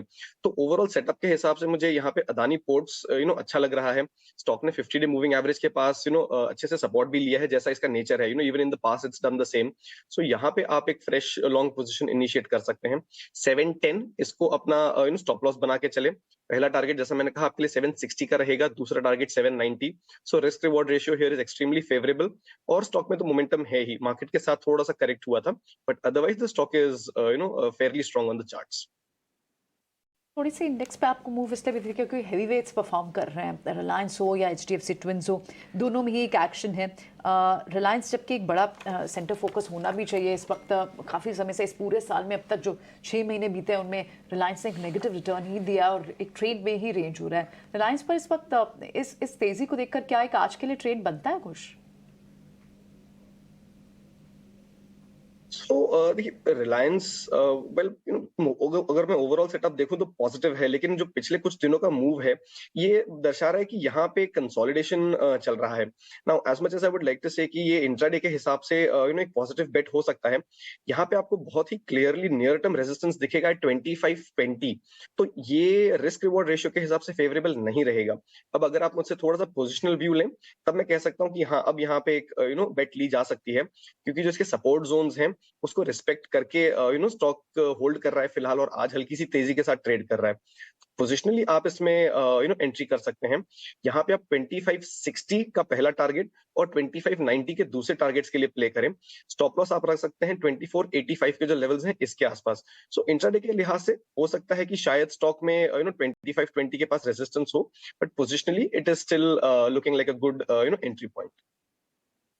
मेटल्स में स्टील काउंटर्स में इनिशियली तो तेजी है. JSW स्टील देखें, टाटा स्टील देखें, दोनों में ही एक मूव है, लेकिन ये मूव क्या सस्टेन होगी? रत्नेश, मेटल काउंटर्स होंगे आपके रडार पे? इंश्योरेंस पे तो आपकी पिक काफी अच्छी थी. मेटल स्टॉक्स में भी थोड़ा सा ऐसा लगता है कि कंसोलिडेशन अभी भी बना हुआ है. बहुत बड़ा तेजी का मूव तो नहीं है, बट हाँ कोई इन्वेस्टर्स है ट्रेडिंग के लिहाज से नहीं, पर इन्वेस्टर के लिहाज से जरूर थोड़ा सा इनमें बेट कर सकते हैं, क्योंकि रिस्क रिवॉर्ड रेशियो फेवरेबल बेट था. इसमें सबसे अच्छा रिस्क रिवॉर्ड रेशियो जो फेवरेबल बेट रहा है टाटा स्टील का ही बेट रहा है. एक काफी लंबा कंसोलिडेशन में कंटिन्यू हमको देखने को मिल रहा है. की एवरेजेस के सपोर्ट लेके चल रहा है. तो यहाँ पे इन्वेस्टिंग के लिहाज से मिड टर्म के लिहाज से एक स्टॉप लॉस जो बनता है वो 95 रुपीज का बनता है, और मुझे ऐसा लगता है आने वाले दिनों में हमको कहीं ना कहीं 125 रुपए तक के टारगेट इसमें हमको देखने को मिल सकते हैं. राय मेटल पैक पर, लेकिन कल केमिकल स्टॉक्स भी चल रहे थे और आज टाटा केमिकल के चार्ट्स देखिए एक अच्छी मजबूती के साथ शुरुआत करते हुए. इनफैक्ट टाटा केमिकल्स में डिमांड और कॉस्ट डिसिप्लिन ट्रेंड्स तो काफ़ी पॉजिटिव नजर आ ही रहे हैं, और ताज़ा खबरें हैं कि कंपनी केपिक्स प्लान्स भी आने वाले दिनों में कर सकती है. कारोबार विस्तार को लेकर भी कई सारे डेटा. टाटा केमिकल्स करीब आधे % की तेजी. किरण, 999 के लेवल्स पर अगर ब्रोकरेजेस की माने तो ये स्टॉक 1192 तक जा सकता है. आपकी राय क्या होगी? सो टाटा केमिकल्स के अंदर बात करें तो ओवरऑल अपनी सभी इंपॉर्टेंट मूविंग एवरेजेस के ऊपर ट्रेड कर रहा है, लेकिन कहीं ना कहीं जो 200 डेज मूविंग एवरेज है उसका रेजिस्टेंस स्टॉक्स को फेस हो रहा है. इंट्राडे चार्ट्स के ऊपर आप देखोगे तो क्लियर कट एक inverted hand and shoulder pattern pan out हो रहा है, लेकिन उसका जो ब्रेकआउट लेवल है वो कहीं ना कहीं 1010 है. तो हमारे हिसाब से टाटा केमिकल में थोड़ा वेट एंड वॉच कीजिए. 1010 जैसे ही लेवल क्रॉस होता है एग्रेसिव लॉन्ग करके जा सकते हैं. 1010 क्रॉस होते ही ऊपर में जो टारगेट हम देख रहे हैं कहीं ना कहीं 1100 तक का टारगेट देख रहे हैं, और 1010 के ऊपर बाय करेंगे तो स्टॉप लॉस जो हम मेंटेन करेंगे वो 980 का मेंटेन करेंगे. सो करंट मार्केट प्राइस से थोड़ा मैं वेट इन्वेस्ट करूंगा, कंडीशनल बाय रहेगा 1010 के ऊपर। बाय 1010 के बाद ही कोई ट्रेड यहाँ पर लेंगे किरण टाटा केमिकल्स में। इसके अलावा मिड कैप केमिकल प्लेस में भी अच्छा एक्शन हमने देखा है, कल से लेकर आज तक ये चले, लेकिन रियल एस्टेट सेक्टर कुछ यहाँ पर भी अच्छा ट्रैक्शन बिल्ट होता हुआ, और रियल एस्टेट में मेजर लाइक डीएलएफ भी चल रहे हैं, महिंद्रा लाइफ और शोभा लिमिटेड में भी अच्छा खासा एक्शन है। रियल एस्टेट में इन तीनों स्टॉक्स में आउट परफॉर्मेंस तो नजर आ रही है, इन स्टॉक्स में से कौन सा स्टॉक चुनना चाहिए? तो स्टे विद द लीडर्स। यहाँ पे डेफिनेटली आप देखें तो डीएलएफ में ही सबसे ज्यादा स्ट्रेंथ नजर आ रही है। अगेन जो रिसेंट डिप आया है इसको आप बहुत ही पॉजिटिवली ले सकते हैं। अगर मैं देखूं तो स्टॉक पिछले कुछ दिनों में 507 510 के जो लेवल्स हैं वहां से 470 तक डिप हुआ था, बट एज आई सेड इसको बहुत पॉजिटिवली लें क्योंकि स्टॉक में 350 के लेवल से हमने रनअप देखा है in the last 2 to 3 months. तो थोड़ा सा profit booking along with market correction ये एक्चुअली स्टॉक के लिए बहुत हेल्दी है। और जो स्टॉक का सपोर्ट जोन है विच इज अराउंड 465 to 470, वहीं पे स्टॉक ने सपोर्ट लिया है, वहीं पे थमा है और वहां से रिबाउंड दिखा रहा है। आई थिंक डीएलएफ एक स्टॉक है जो आपके रेडार पे बिल्कुल होना चाहिए। और आज सुबह मैं सुन रहा था अनंत राज जिसपे एक ब्लॉक भी लगी है, that is also one stock जो थोड़े मिड कैप स्मॉल कैप जो स्पेस है वहां से आपके रेडार पे होना चाहिए। तो मेरे 2 पिक्स अगर हों तो they will be DLF and Anant Raj.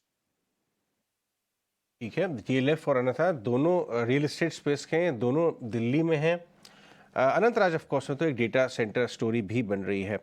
Welspun Corp जो पाइप कंपनीज हैं, स्पेशली जो मेटल पाइप कंपनीज हैं, प्लास्टिक पाइप्स नहीं मेटल पाइप्स, उसमें अगर आप देखें पिछले रिजल्ट के बाद एक अच्छी चाल आई है। राघवेंद्र, आपने वेल्सपन कॉर्प की रिजल्ट कमेंट्री वगैरह देखी थी? ये देखिए 6 महीने में 20% चला है नीचे से। वेल्सपन कॉर्प और ओवरऑल जो मेटल पाइप स्पेस है इसमें सारे स्टॉक्स काफी अच्छे चले हैं।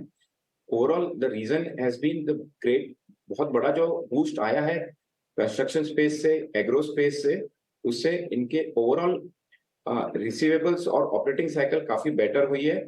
वेल्सपन कॉर्प में भी ये सेम कमेंट्री का जो ओवरलैप था वही सूर्य रोशनी के भी कमेंट्री में ओवरलैप था, वेयर बोथ मैनेजमेंट ने आगे आके कहा है कि हमें ये लग रहा है कि जो एक ऑपरेटिंग साइकिल एफिशिएंसी आएगी वो एक देखने को मिलेगी। ऑर्डर बुक रोबोस्ट रही है और from both verticals of construction, housing and agro, ये सारे वर्टिकल से इनका ऑर्डर बुक में इजाफा हुआ है, इंक्रीमेंट हुआ है। सो दिस स्पेस में थोड़ा सा पॉजिटिव मोमेंटम कंटिन्यू रहेगा for the next 2 to 4 quarters. So एक साल के टाइम होराइजन के लिए वेल्सपन कॉर्प भी एक बाइंग साइड या पॉजिटिव बायस के साथ ट्रेड कर सकता है, ये लेवल भी अट्रैक्टिव है। 50% की ग्रोथ की बात की है इस बार, इस साल 50% ग्रोथ। चलिए आगे बढ़ते हैं। श्रीराम फाइनेंस, ये स्टॉक में आपको याद होगा हाल ही में एक बहुत बड़ा मूव आया था। ये one time price to book पे चला गया था, वन ऑफ द चीपेस्ट इस साइज की कंपनी के लिए। वहां से 1400 वाला करीब 1700 के करीब आ गया है। ये एक मौका दे रहा है साइडवेज मूव, या थोड़ा समय है? किरण, श्रीराम फाइनेंस इस भाव पे लेंगे या थोड़ा और साइडवेज ट्रेड हो जाए, टाइम स्पेंड कर ले, उसके बाद देखेंगे? सो श्रीराम फाइनेंस की अगर हम बात आजकल करें, में सिटाडेल करके एक बड़ा एफआई है, उनके साथ बात मिलने वाले हैं। ये तो श्रीराम फाइनेंस की अगर तो मंथली चार्ट के ऊपर जिस तरह से एक ब्रेकआउट हम देखने को मिल रहा है, वैसे भी ये जून मंथ ऑलमोस्ट एंड की बात है, तो चांसेस है कि 1700 के ऊपर ही अगर स्टॉक सस्टेन हो जाता है तो मंथली लेवल के ऊपर एक ब्रेकआउट डेफिनेटली हम इसको कंसीडर कर सकते हैं। लेकिन इस मंथ में अच्छा खासा ये स्टॉक चल गया, तो जैसे आपने बताया टाइम करेक्शन एक्सपेक्टेड है, लेकिन करंट मार्केट प्राइस से या कोई भी डिप आता है डेफिनेटली हमारे हिसाब से लॉन्ग करके जाना चाहिए। एक जो पोजिशनल स्टॉप लॉस मेंटेन करना है वो 1600 के नीचे का स्टॉप लॉस मेंटेन करना है, और अगर आप थोड़ा लंबा नजरिया रख सकते हो 3 से 6 महीने का, तो ही आप करंट मार्केट प्राइस से या तो कोई भी डिप आता है इन्वेस्टमेंट कीजिए। 1600 का स्टॉप लॉस, और जिस तरह से मंथली चार्ट मैंने पहले बताया कि एक मंथली चार्ट के ऊपर ऑल टाइम हाई ब्रेकआउट हम देखने को मिल रहा है, तो वहां पे आप 2000 तक के टारगेट एक्सपेक्ट कर सकते हैं। तो रिस्क रिवॉर्ड रेशियो काफी अच्छा है, थोड़ा समय आपको देना पड़ेगा 3 से 6 महीना। डेफिनेटली श्रीराम फाइनेंस में हम लॉन्ग करके जा सकते हैं। श्रीराम फाइनेंस में आप यहाँ से भी लॉन्ग करेंगे। एक स्टॉक है, हमने इसे खबर गरम में भी डिस्कस किया था, सारेगामा इंडिया, इसमें अच्छी मूव आई और इसमें अब भी बड़े HNIs का इंटरेस्ट है। आज भी स्टॉक में 3% की मूव है, कल भी ये स्टॉक चल रहा था। क्या सारेगामा इंडिया पे इन लेवल्स पे एंट्री पॉइंट ढूंढना चाहिए या फिर काफी चल चुका है? किरण,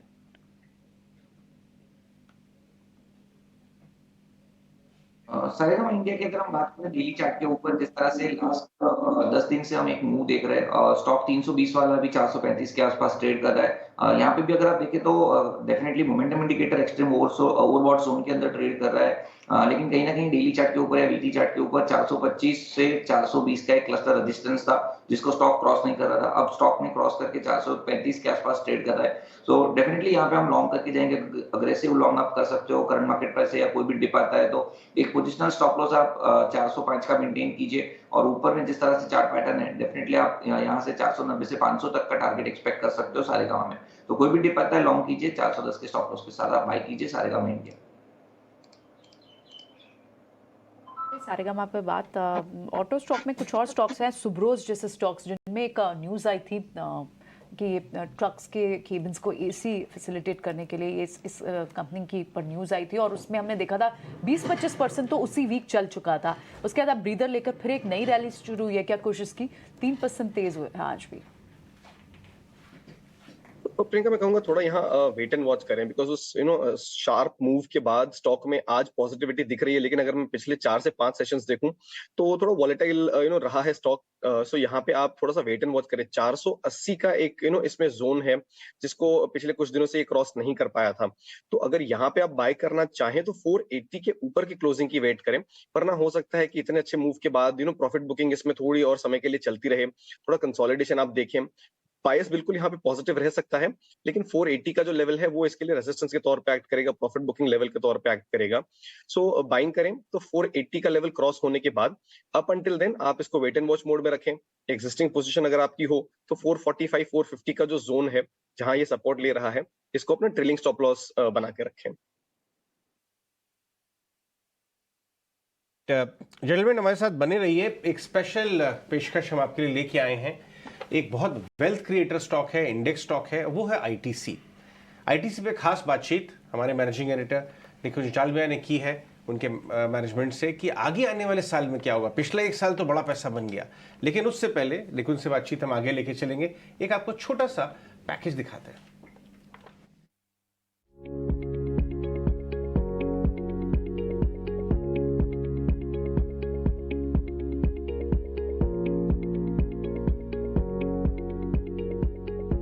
Everybody is also hungry to understand that what really has been the secret sauce that ITC के अच्छे दिन ने बहुत अच्छे दिन आए।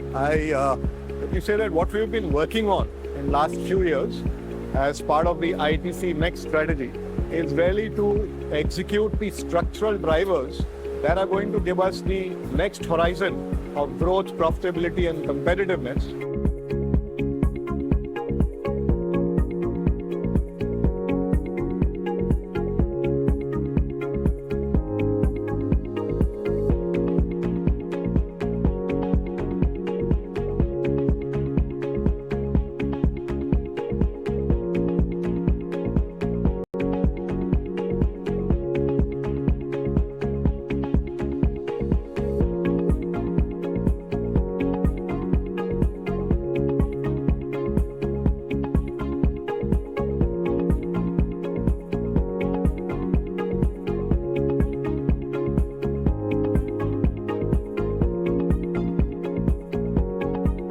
When do you think you will be able to reach the top quartile from an industry standpoint? 3 years, 5 years, or more than 5 years?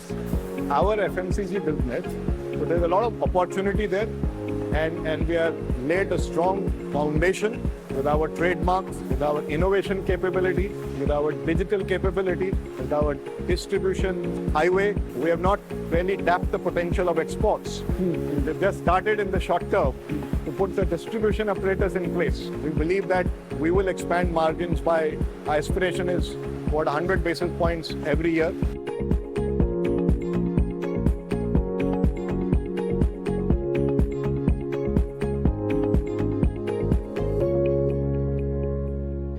चलिए आगे लेके चलते हैं बातचीत। निकुंज हमारे साथ हैं। ये जो लास्ट विजुअल हमने देखा है निकुंज, एक पौधा आपने लगाया है, वो कल बड़ा होकर एक बहुत बड़ा विशाल वृक्ष बन जाएगा।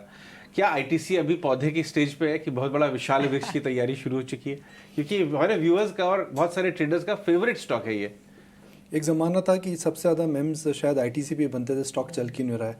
अब वह उल्टे बन चुके हैं।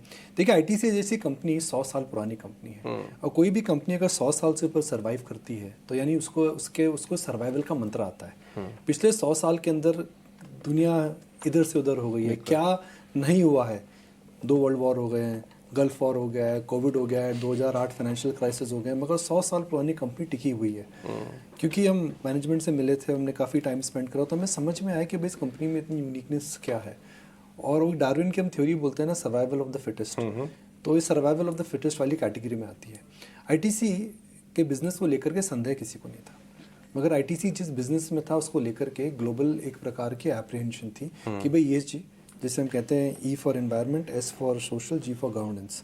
ESG के अंदर E जो है वह है, क्योंकि टबैको कंपनी के अंदर था, इसको अच्छे ग्लोबल निवेशक निवेश नहीं कर रहे थे, बिकॉज ग्लोबली एक प्रकार की एक कंपल्शन है बड़े फंड्स के लिए कि आप किसी भी कंपनी जिसका प्रेजेंस डायरेक्टली इनडायरेक्टली कोयले सेक्टर में हो या फिर anything which is anti environment में निवेश नहीं करेंगे।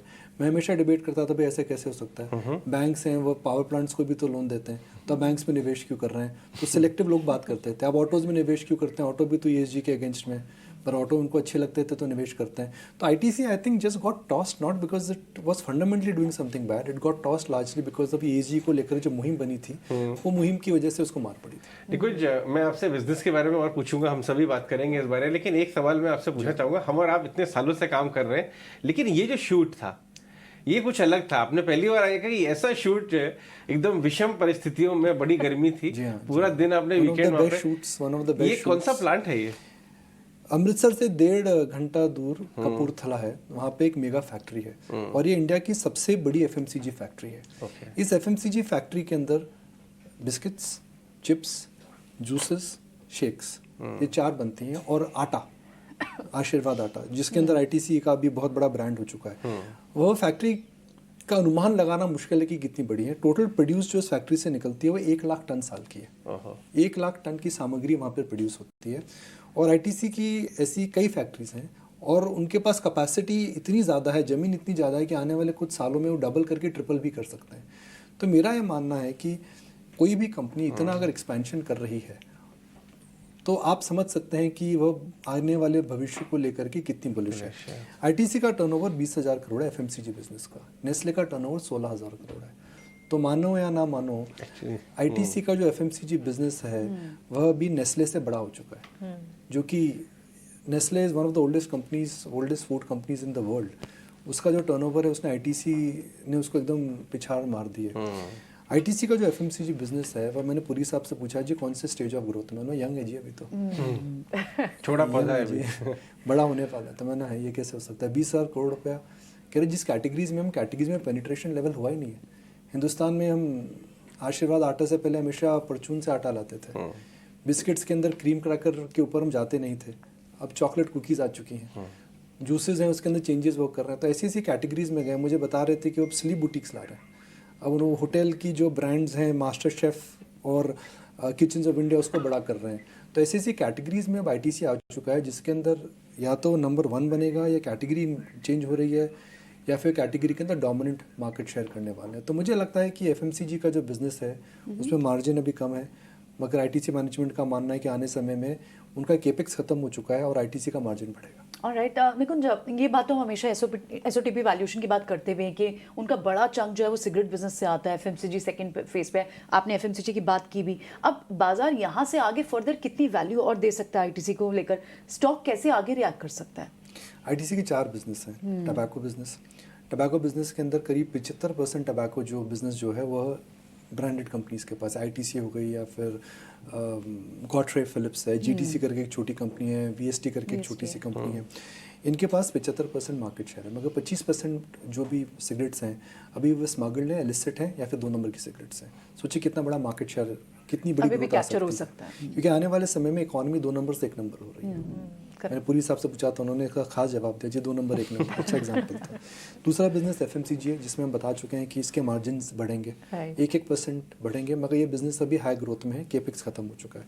तीसरा होटल है, होटल बिजनेस मुझे लगता है कि आने वाले 12 से 18 महीने में इसको मोनेटाइज करेंगे, जिसका बाजार को इंतजार भी बहुत है कि 12 डीमर्जर से को 18 लेकर महीने में करेंगे हाँ। वो, यही समझ में आ रहा है हमें। उन्होंने मना नहीं करा जब मैंने स्पेसिफिकली पूछा था। तो क्या वो एक लिस्ट करेंगे या फिर रीट टाइप स्ट्रक्चर लाएंगे? मुझे लगता है लिस्ट करेंगे, because that is how you unlock value for minority share holder. REIT लाने से मेन शेयर होल्डर को फ़र्क नहीं पड़ता है, बिकॉज कैश की जरूरत इनको नहीं है। चौथा बिजनेस है पेपर, जहाँ मुझे लग रहा है सिक्टिकल अपटर्न में ये 2 नए बिजनेस बना रहे हैं। एक क्लाउड किचन, 14-15 शहरों में जाकर क्लाउड किचन बनाने वाले, बिकॉज आईटीसी का देखिए होटल्स हैं इनके पास कंज्यूमर है, इनके पास खाने पीने की सामग्री है, और कस्टमर की का जायके का उनको अंदाजा बहुत बड़ा है। हाँ। बुखारा है इसके अंदर काफ़ी बड़े किचन हैं जिनको इन्हें पता लगता है कि इंडियंस क्या खाते हैं, जायका क्या है। तो क्लाउड किचन इज़ नेचुरल। फिर ये एक नई रिसाइकलिंग पैकेज ला रहे हैं, जिसके अंदर आपका जो कॉफ़ी का कप है उसका प्लास्टिक की बजाय पेपर पैकेजिंग आएगी। आपका जो खाना आप जोमेटो स्विगी में ऑर्डर करते हैं वो ब्लैक बॉक्स के बजाय आईटीसी के पेपर बैग में स्ट्रक्चरल चेंज। और एक नया बिजनेस से डेवलप कर रहे हैं, जिसके अंदर एक प्रकार की ऐप बना रहे हैं, जिसके अंदर एक आदमी जाकर के जुड़ सकता है, जिसके अंदर आपको पता लगेगा if you are an farmer आपको कब कटाई करनी चाहिए, किस लेवल की करनी चाहिए, किस मार्केट में बेचना चाहिए, और अगर आईटीसी के उस पूरे समूह में आप आ जाते हैं तो आपको बेस्ट रेट्स मिलेंगे। तो एक प्रकार का एक फार्मर कनेक्टिविटी इकोसिस्टम ये क्रिएट करेगी। चौपाल के बाद एक ऐप इन्होंने निकाला है। तो 3 ग्रोथ बिजनेसेस रहेंगे आईटीसी के। आपने आईटीसी आपने दाल बुखारा की बात की, निको जब आईटीसी में दाल बुखारा खा के आए हैं, नहीं खाया, हम तो सिर्फ स्वाद ही सुन सकते हैं। नहीं, पर दाल बुखारा तो वहाँ भी मिलती है। नहीं, dal Bukhara is only restaurant. हाँ, Bukhara is the only restaurant which is there in Delhi. Dal Bukhara आपको किचन्स ऑफ इंडिया में मिलती है, पैक मिलती है, मगर इनकी जो दूसरी इंडियन चेन है उसका नाम है रॉयल अफगान। रॉयल अफगान सब जगह पर है, और उसके अलावा पेशावरी है, पर पेशावरी है started serving dal Bukhara. But Bukhara गए तो खाना पीना एंजॉय गर्मी बहुत थी, बहुत ज्यादा गर्मी थी। पर नाउ तो कुकीज और गर्मी खाकर आए हैं। निकुंज, बहुत शुक्रिया विस्तार से इस पर सारी की सारी डिटेल्स आपके एनालिसिस हमारे साथ शेयर करने के लिए। इनफैक्ट ये इंटरव्यू जो है हम बिल्कुल इंतजार कर रहे हैं 18 स्वदेश एक्सक्लूसिव, और जल्दी ऐसा ही एक एक्सक्लूसिव दूसरा इंटरव्यू भी आपकी तरफ से आएगा, इसका भी इंतजार हमें रहेगा। लेकिन आईटीसी पर एक्सक्लूसिव इंटरव्यू बस कुछ ही देर में आपके लिए हम लेकर भी आएंगे। और इनफैक्ट सारे के सारे बिजनेस सेगमेंट्स, आईटीसी एक ऐसा स्टॉक, एक ऐसी कंपनी है जो कि एक या दो नहीं मेजर सारे सेगमेंट्स में काम करती है, जो कि एफएमसीजी है, सिगरेट बिजनेस, एग्री और होटल बिजनेस, और ये सारे के सारे सेगमेंट्स में अच्छी परफॉर्मेंस है। और इसका जीता जागता उदाहरण है आईटीसी का स्टॉक प्राइस। अगर आप देखेंगे 1 महीने में करीब 2% के रिटर्न्स, 3 महीने में अगर आप देखेंगे रिटर्न्स, और 1 साल में करीब 70% के मूव्स दिखा चुका। अब भी मैनेजमेंट का ही कहना है कि अब भी ये शुरुआत है, तो क्लियरली इसकी ग्रोथ स्टोरी जो है वो काफी ज्यादा मजबूत नजर आ रही है। एफएमसीजी की जहां हम बात कर रहे हैं, एक बार राघवेंद्र से फंडामेंटल आउटलुक भी ले लेते हैं। राघवेंद्र, फंडामेंटल स्टोरी एफएमसीजी की कैसी नजर आ रही है, आईटीसी इन पर्टिकुलर, क्योंकि स्टॉक में मूव्स नजर आए हैं। एग्री बिजनेस अब यहां से अच्छा चलेगा भी, एक मॉनसून फैक्टर भी, और कंजम्पशन का एफएमसीजी की अगर बात करें वहां तो अच्छा खासा एक्शन दिख ही रहा है। एफएमसीजी में 2 positive boost, immediate progress of the monsoon रहेगा एंड द अपकमिंग इलेक्शंस, जिससे काफी पॉपुलिस्ट मेजर्स और government spend on the rural बढ़ेगा, उससे ओवरऑल स्पेंडिंग बढ़ेगी, which will immediately benefit FMCG space. So macro level पे ये 2 पॉजिटिव डेवलपमेंट्स रहेंगे और डेफिनेटली आईटीसी इससे बेनिफिट करेगा। स्पेसिफिक टू आईटीसी, यहाँ पर भी ये बाकी पीयर्स से आप अगर कंपेयर करें तो काफी अंडर वैल्यूड है। सो एक कैचअप प्ले जो कहते हैं वो डेफिनेटली आईटीसी में चलता रहेगा, versus Britannia, versus Hindustan Unilever और versus Nestle on the FMCG space also. So एक slow and steady up move रहेगा। अगर आप इसके इमीडिएट कॉम्पिटिटर हिंदुस्तान लीवर से कंपेयर करें तो ये वैल्यूएशंस में अभी भी 50% डिस्काउंट पे चल रहा है फ्रॉम इट्स इमीडिएट कॉम्पिटिटर। सो ये जो गैप है ये धीरे धीरे कम होएगा और इसका इमीडिएट एडवांटेज आईटीसी को रहेगा। Another trigger in ITC will be the demerger. ये अगर अपना paper business, hotel business, FMCG business, cigarette business, ये सबको अगर डीमर्ज करता है तो वैल्यू अनलॉकिंग होगी और इसका immediate beneficiary overall minority share holders रहेंगे। सो इस रीजन से भी ये stock for every dip should be bought. यहाँ पर भी अगर कोई स्टॉक ऑलरेडी इन्वेस्टेड है सो इसमें इंक्रीमेंटल इंक्रीज करना चाहिए। It's a great stock to hold for a 1 year to 5 year horizon. ये एक पोर्टफोलियो स्टॉक रहना चाहिए आईटीसी लिमिटेड। आईटीसी पर ये आउटलुक आपको मिल गया, लेकिन ऑप्शन में जोरदार कमाई के लिए आज से इनफैक्ट लगातार आपको बताएं कि ऑप्शंस में ट्रेड कौन से बन रहे हैं। ये खास सेगमेंट हमने शुरू किया है ऑप्शन का चैंपियन, और ऑप्शन के चैंपियन में ऑप्शन की स्ट्रैटेजी बताने के लिए हमारे साथ अंश जुड़ गए हैं। अंश से सीधा बात करते हैं, उनसे समझते हैं कि आज ऑप्शंस में कौन से चैंपियन स्टॉक्स हैं। बताइए अंश, क्या है आपके रेडार पर आज ऑप्शन के चैंपियन की, कीजिए शुरुआत। जी बिल्कुल, तो ये स्ट्रैटेजी आ रही है एक्चुअली सौरभ सिसोदिया की तरफ से। सौरभ सिसोदिया टाटा मोटर्स पर बुलिश आउटलुक रखते हैं। ऑप्शन स्ट्रैटेजी है बुल कॉल स्प्रेड की। इस स्ट्रैटेजी में ट्रेडर एक लोअर स्ट्राइक कॉल ऑप्शन खरीदते हैं और एक हायर स्ट्राइक ऑप्शन को बेचते हैं। ये यूजुअली तब किया जाता है जब ट्रेडर एक मॉडरेटली बुलिश आउटलुक रखता है कि स्टॉक बढ़ेगा लेकिन एकदम भी ज़्यादा नहीं बढ़ेगा। तो रिकमेंडेशन ये है कि 2 पोजीशंस ले। टाटा मोटर्स का 580 का स्ट्राइक ऑप्शन खरीदे जुलाई मंथ का, और एंट्री रहेगी 15 की। दूसरा टाटा मोटर्स 600 स्ट्राइक पर बेचे, एंट्री रहेगी 9 पर। मैक्सिमम लॉस इसमें 6 पॉइंट का होगा और मैक्सिमम प्रॉफिट 14 पॉइंट का कर सकते हैं एक्सपेक्ट। अगर एक लॉट ले तो मैक्सिमम लॉस जो कैलकुलेट हो रहा है वो है 8,550 का और मैक्सिमम प्रॉफिट 19,950 रुपीज़।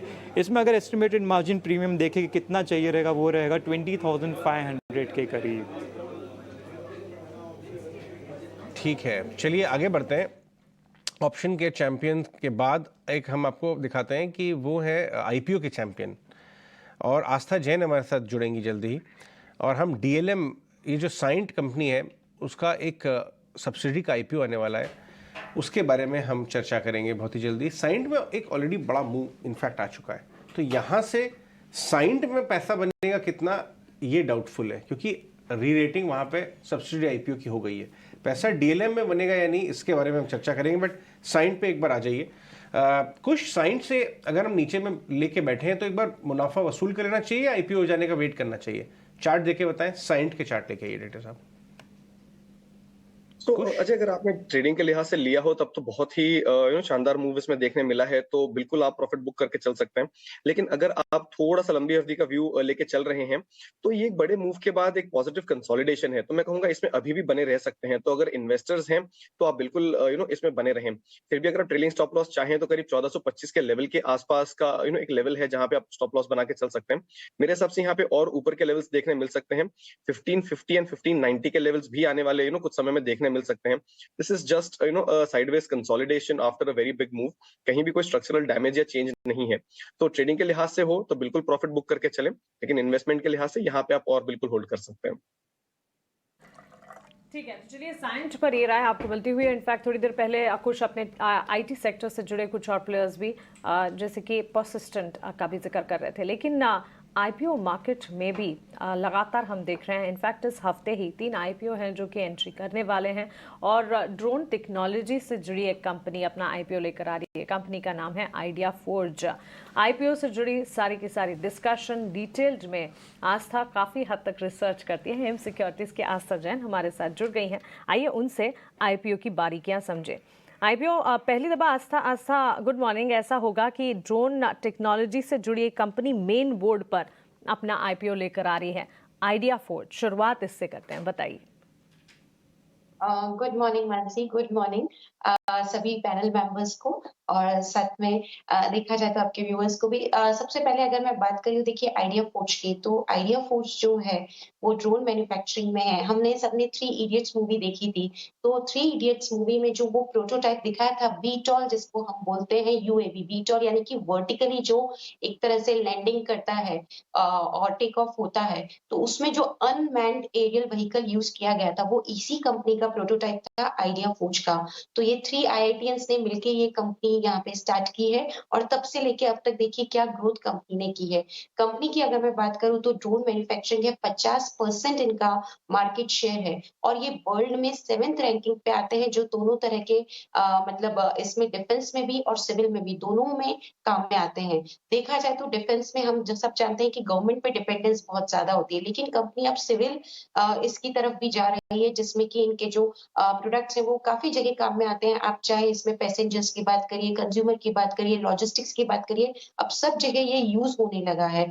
तो ये काफ़ी बढ़िया यहाँ पे पॉइंट है। कंपनी के फाइनेंशियल्स की बात करें तो बहुत यहाँ पे इरैटिक फाइनेंशियल्स लगेंगे, वॉलेटाइल लगेंगे, कभी ग्रोथ, कभी डी-ग्रोथ। लेकिन जिस तरह का इनका बिज़नेस मॉडल है, जब ये ऑर्डर्स लेते हैं और जब रेवेन्यू रिकॉग्नाइज़ करते हैं, उसमें काफ़ी टाइम होता है। इसी वजह से रेवेन्यूज़ की भी अगर हम देखें यहाँ पे ट्रैजेक्टरी तो थोड़ी अनइवन लगेगी और कंपनी ने ईसॉप्स भी जारी किए थे, तो वो भी एक कॉस्ट थी।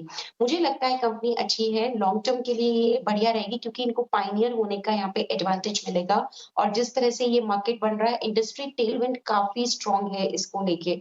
तो ये सब चीज़ें कंपनी के फेवर में है, वैल्यूएशंस बिल्कुल ज़्यादा है और उसी वजह से मुझे ये लगता है कि लगाना है, इसमें सब्सक्राइब करना है क्योंकि फैंसी बहुत ज़्यादा रहेगी, पायनियर थे इसलिए, तो लिस्टिंग गेन तो अच्छे होंगे, लेकिन आगे जाते हुए लॉन्ग टर्म में ये किस तरह के रिजल्ट्स दिखाते हैं, उस पे एक ज़रूर हमें नज़र रखनी होगी और उस हिसाब से हम फिर वैल्यूएशंस को यहाँ पे उस पे भी हम एक नज़र रखेंगे। तो बिल्कुल सब्सक्राइब की रेटिंग है, लेकिन लिस्टिंग गेन के लिए लगाइए और थोड़ा रिस्क ले सकते हैं, तो लॉन्ग टर्म के लिए लगाइए, रिस्क रहेगा कि ये रिजल्ट्स कैसे दिखाते हैं। तो ये है आइडिया फोर्ज के अगर एनालिसिस की हम बात करें, सब्सक्राइब की रेटिंग है। वैल्यूएशन की बात की आपने, वैसे इंडियन ड्रोन मार्केट प्रोजेक्शंस काफ़ी अच्छे नज़र आ रहे हैं। FY27 तक $800 मिलियन तक के प्रोजेक्शन सिर्फ $43 मिलियन से बढ़ते हुए दिखेंगे। लेकिन वैल्यूएशंस के तर्ज पर फॉरवर्ड बेसिस पर कौन से पैरामीटर्स लगाएंगे, क्योंकि इमीडिएट पीयर्स तो नहीं नज़र आ रहे हैं। क्या एरोस्पेस और डिफेंस कंपनियां हैं जिनसे कॉम्पिटिशन करेगी आइडिया फोर्ज? देखिए एप्पल टू एप्पल कंपैरिजन नहीं हो सकता क्यों? क्योंकि ये प्योरली ड्रोन मैन्युफैक्चरिंग में है, जबकि अगर मैं बाकी की बात करती हूँ, एमटार हुआ, डेटा पैटर्न्स हुए, ये सब प्योरली ड्रोन मैन्युफैक्चरिंग में नहीं है, तो वो एक डिफरेंस है। इसीलिए उनकी ऑर्डर बुक भी काफी स्वेल्ड नजर आएगी, जो इनके पेयर्स की ऑर्डर बुक है एज कम्पेयर टू अगर मैं इस कंपनी की बात करूँ। तो वैल्यूएशन वाइज ये बिल्कुल अगर उनसे हम कंपेयर करेंगे तो 84 का पीई मल्टीपल आता है। ये मैं FY23 के फाइनेंशियल्स के हिसाब से बात कर रही हूँ, जिसमें मैंने इक्विटी पोस्ट इश्यू काउंट की है, तो ये थोड़ा सा ज्यादा है। लेकिन ईसॉप्स की वजह से थोड़ा सा यहाँ पे ये वैल्यूएशंस हमें दिख रहे हैं क्योंकि प्रॉफिटेबिलिटी थोड़ी सी प्रेशराइज हुई थी। लेकिन गोइंग फॉरवर्ड मुझे ऐसा लगता है कि कंपनी को जितना भी अभी जारी करने थे ईसॉप्स वगैरह हो गए, तो वहां पे एक हमें ह्यूज क्वांटम ऑफ राइज नजर नहीं आएगा, इतने ही लेवल पे बने रहेंगे, तो शायद वो प्रॉफिटेबिलिटी को अब इतना अफेक्ट ना करे। लेकिन फिर भी वैल्यूएशन वाइज बिल्कुल मैं एडमिट करती हूँ ये थोड़े से हाई पीई मल्टीपल पे लेके आए हैं और इसीलिए मैंने कहा कि आगे जाते हुए अगर नतीजे इतने अच्छे दिखाए कि पी मल्टीपल जस्टिफाई होते हैं तो लॉन्ग टर्म में भी रखने जैसा है, लेकिन लिस्टिंग गेन के लिए तो ये लगाना ही है और लॉन्ग टर्म के लिए थोड़ा रिस्क ले सकते हैं। राइट आस्था, साइंट डीएलएम का जो आईपीओ आ रहा है ईएसएम स्पेस से, इलेक्ट्रॉनिक मैन्युफैक्चरिंग वाले सॉफ्टवेयर की स्पेस से, उसमें पैसा लगाना चाहिए? अजय जी आपको गुड मॉर्निंग। Good morning. देखिए बिल्कुल सब्सक्राइब करने की रेटिंग है, इस पे लिस्टिंग गेन भी होगा और लॉन्ग टर्म के लिए भी अच्छा है। लॉन्ग टर्म के लिए क्यों अच्छा है, देखिए मैं बताती हूँ। सबसे पहले तो ये ईएमएस स्पेस से है और ये पूरा एंटायर प्रोडक्ट की लाइफ साइकिल पे फोकस करते हैं, जहाँ पे डिजाइनिंग भी करेंगे, बिल्डिंग भी करेंगे, मेंटेन भी करेंगे, केबल हार्नेसेस देखें, बॉक्स बिल्ड्स देखें, ये सब चीजें ये लोग बनाते हैं, प्रिंटेड सर्किट बोर्ड असेंबली वगैरह। और कहाँ काम में आता है आपके जो एरोस्पेस में, बेसिकली कॉकपिट्स में काम में आता है, लैंडिंग सिस्टम्स में आता है, मेडिकल इक्विपमेंट्स में ये सब चीजें काम में आती है।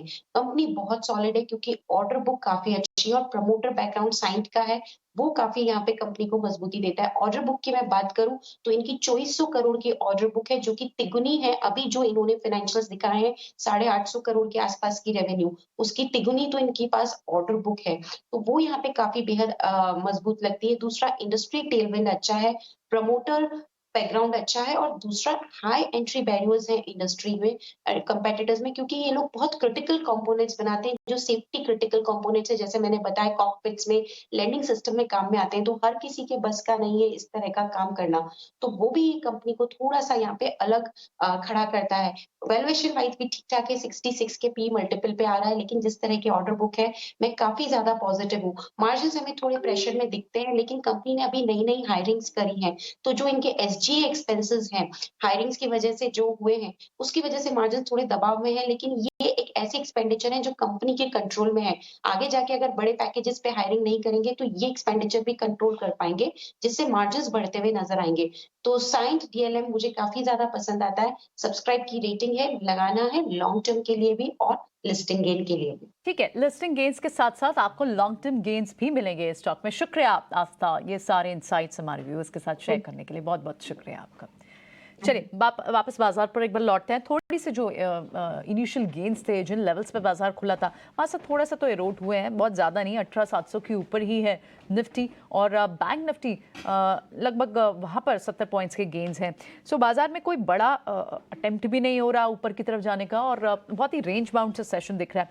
हमारे साथ हमारे एक्सपर्ट्स बने हुए हैं, रत्नेश भी है हमारे साथ। रत्नेश, अगर बाजार ऐसा ही रहता है जिसमें ज़्यादा बड़ी मूव नहीं मिलती, तो डिफेंसिव बेट्स बेटर रहेंगे क्या, एटलीस्ट हॉस्पिटल में अपोलो हॉस्पिटल जैसे काउंटर्स? बिल्कुल, बाजार में थोड़ा सा एक ओपनिंग गेन के बाद में थोड़ा सा कंसोलिडेशन देखने को मिल सकता है। कल का थोड़ा सा हमारा ऑफ भी है, फिर उसके बाद मंथली एक्सपायरी भी है, और फार्मा में हमको जरूर डेफिनेटली कुछ अच्छी एक्टिविटी भी लास्ट 2-3 डेज से देखने को मिल रही है। पर्टिकुलर अपोलो हॉस्पिटल का चार्ट देखे तो काफी एक अच्छा इसमें फॉर्मेशन हमको देखने को मिला था। प्रीवियसली वहां से एक अच्छी तेजी हमको 5200 रुपए तक के लिए देखने को मिली थी 4600 से लेकर। उसके बाद में थोड़ा सा करेक्शन आया जो कि एक अच्छे सपोर्ट से 5000 के सपोर्ट से घुमा, तो मुझे ऐसा लगता है कि 5000 का एक स्टॉप लॉस जरूर इसमें लगाना चाहिए। और ऊपर में हमको आने वाले दिनों में वापिस से इसमें एक 50 to 100 और 50 to 50 ये 2 टारगेट तक के लिए हमको इसमें देखने को मिल सकते हैं आने वाले दिन। तेरा है अपोलो हॉस्पिटल पर इस वक्त डिफेंसिव्स पर बेट करना भी चाहिए, क्योंकि बाजार एक रेंज में है। कुछ डिविज लैब पर एक राय दीजिए। यहाँ पे देखिए बहुत ही क्लियरली एक रिकवरी अंडर वे है, एंड आई मीन लाइक एक near term medium term rather जो फॉल था वो हमें यहाँ पे बॉटम बना के स्टॉक रिवाइव होता हुआ नजर आ रहा है। सारे एवरेजेस के ऊपर ट्रेड कर रहा है। यहाँ पे एक अच्छा खासा पोजिशनल बेट लिया जा सकता है फॉर टारगेट्स ऑफ 3850। सो यहाँ पे आप थोड़े लंबे समय के लिए थोड़े बड़े टारगेट्स के लिए प्ले करें। स्टॉप लॉस जो है आपका वो 3450 के पास रहेगा, और आई वोंट बी सरप्राइज कि एंटायर फार्मा पैक को जो फिलहाल एक बूस्ट मिल रहा है उसके चलते इसमें भी आपको एक मोमेंटम और ट्रैक्शन जो है ये और बढ़ता हुआ नजर आए। सो ओवरऑल सेटअप अब यहाँ से पॉजिटिव होता हुआ नजर आ रहा है इन डिवीज लैब्स। ऑलराइट, ठीक है, डिवीज लैब पर आपका ओवरऑल व्यू पॉजिटिव है। और कहाँ सेक्टर वाइज पार्टिसिपेशन आ रही है, और कहाँ पर आपको कंसोलिडेशन और रेंज बाउंड सेशंस दिख रहे हैं? एक बार हेडलाइंस में मेजर न्यूज़ कैप्चर करते हैं, फिर आगे बढ़ेंगे।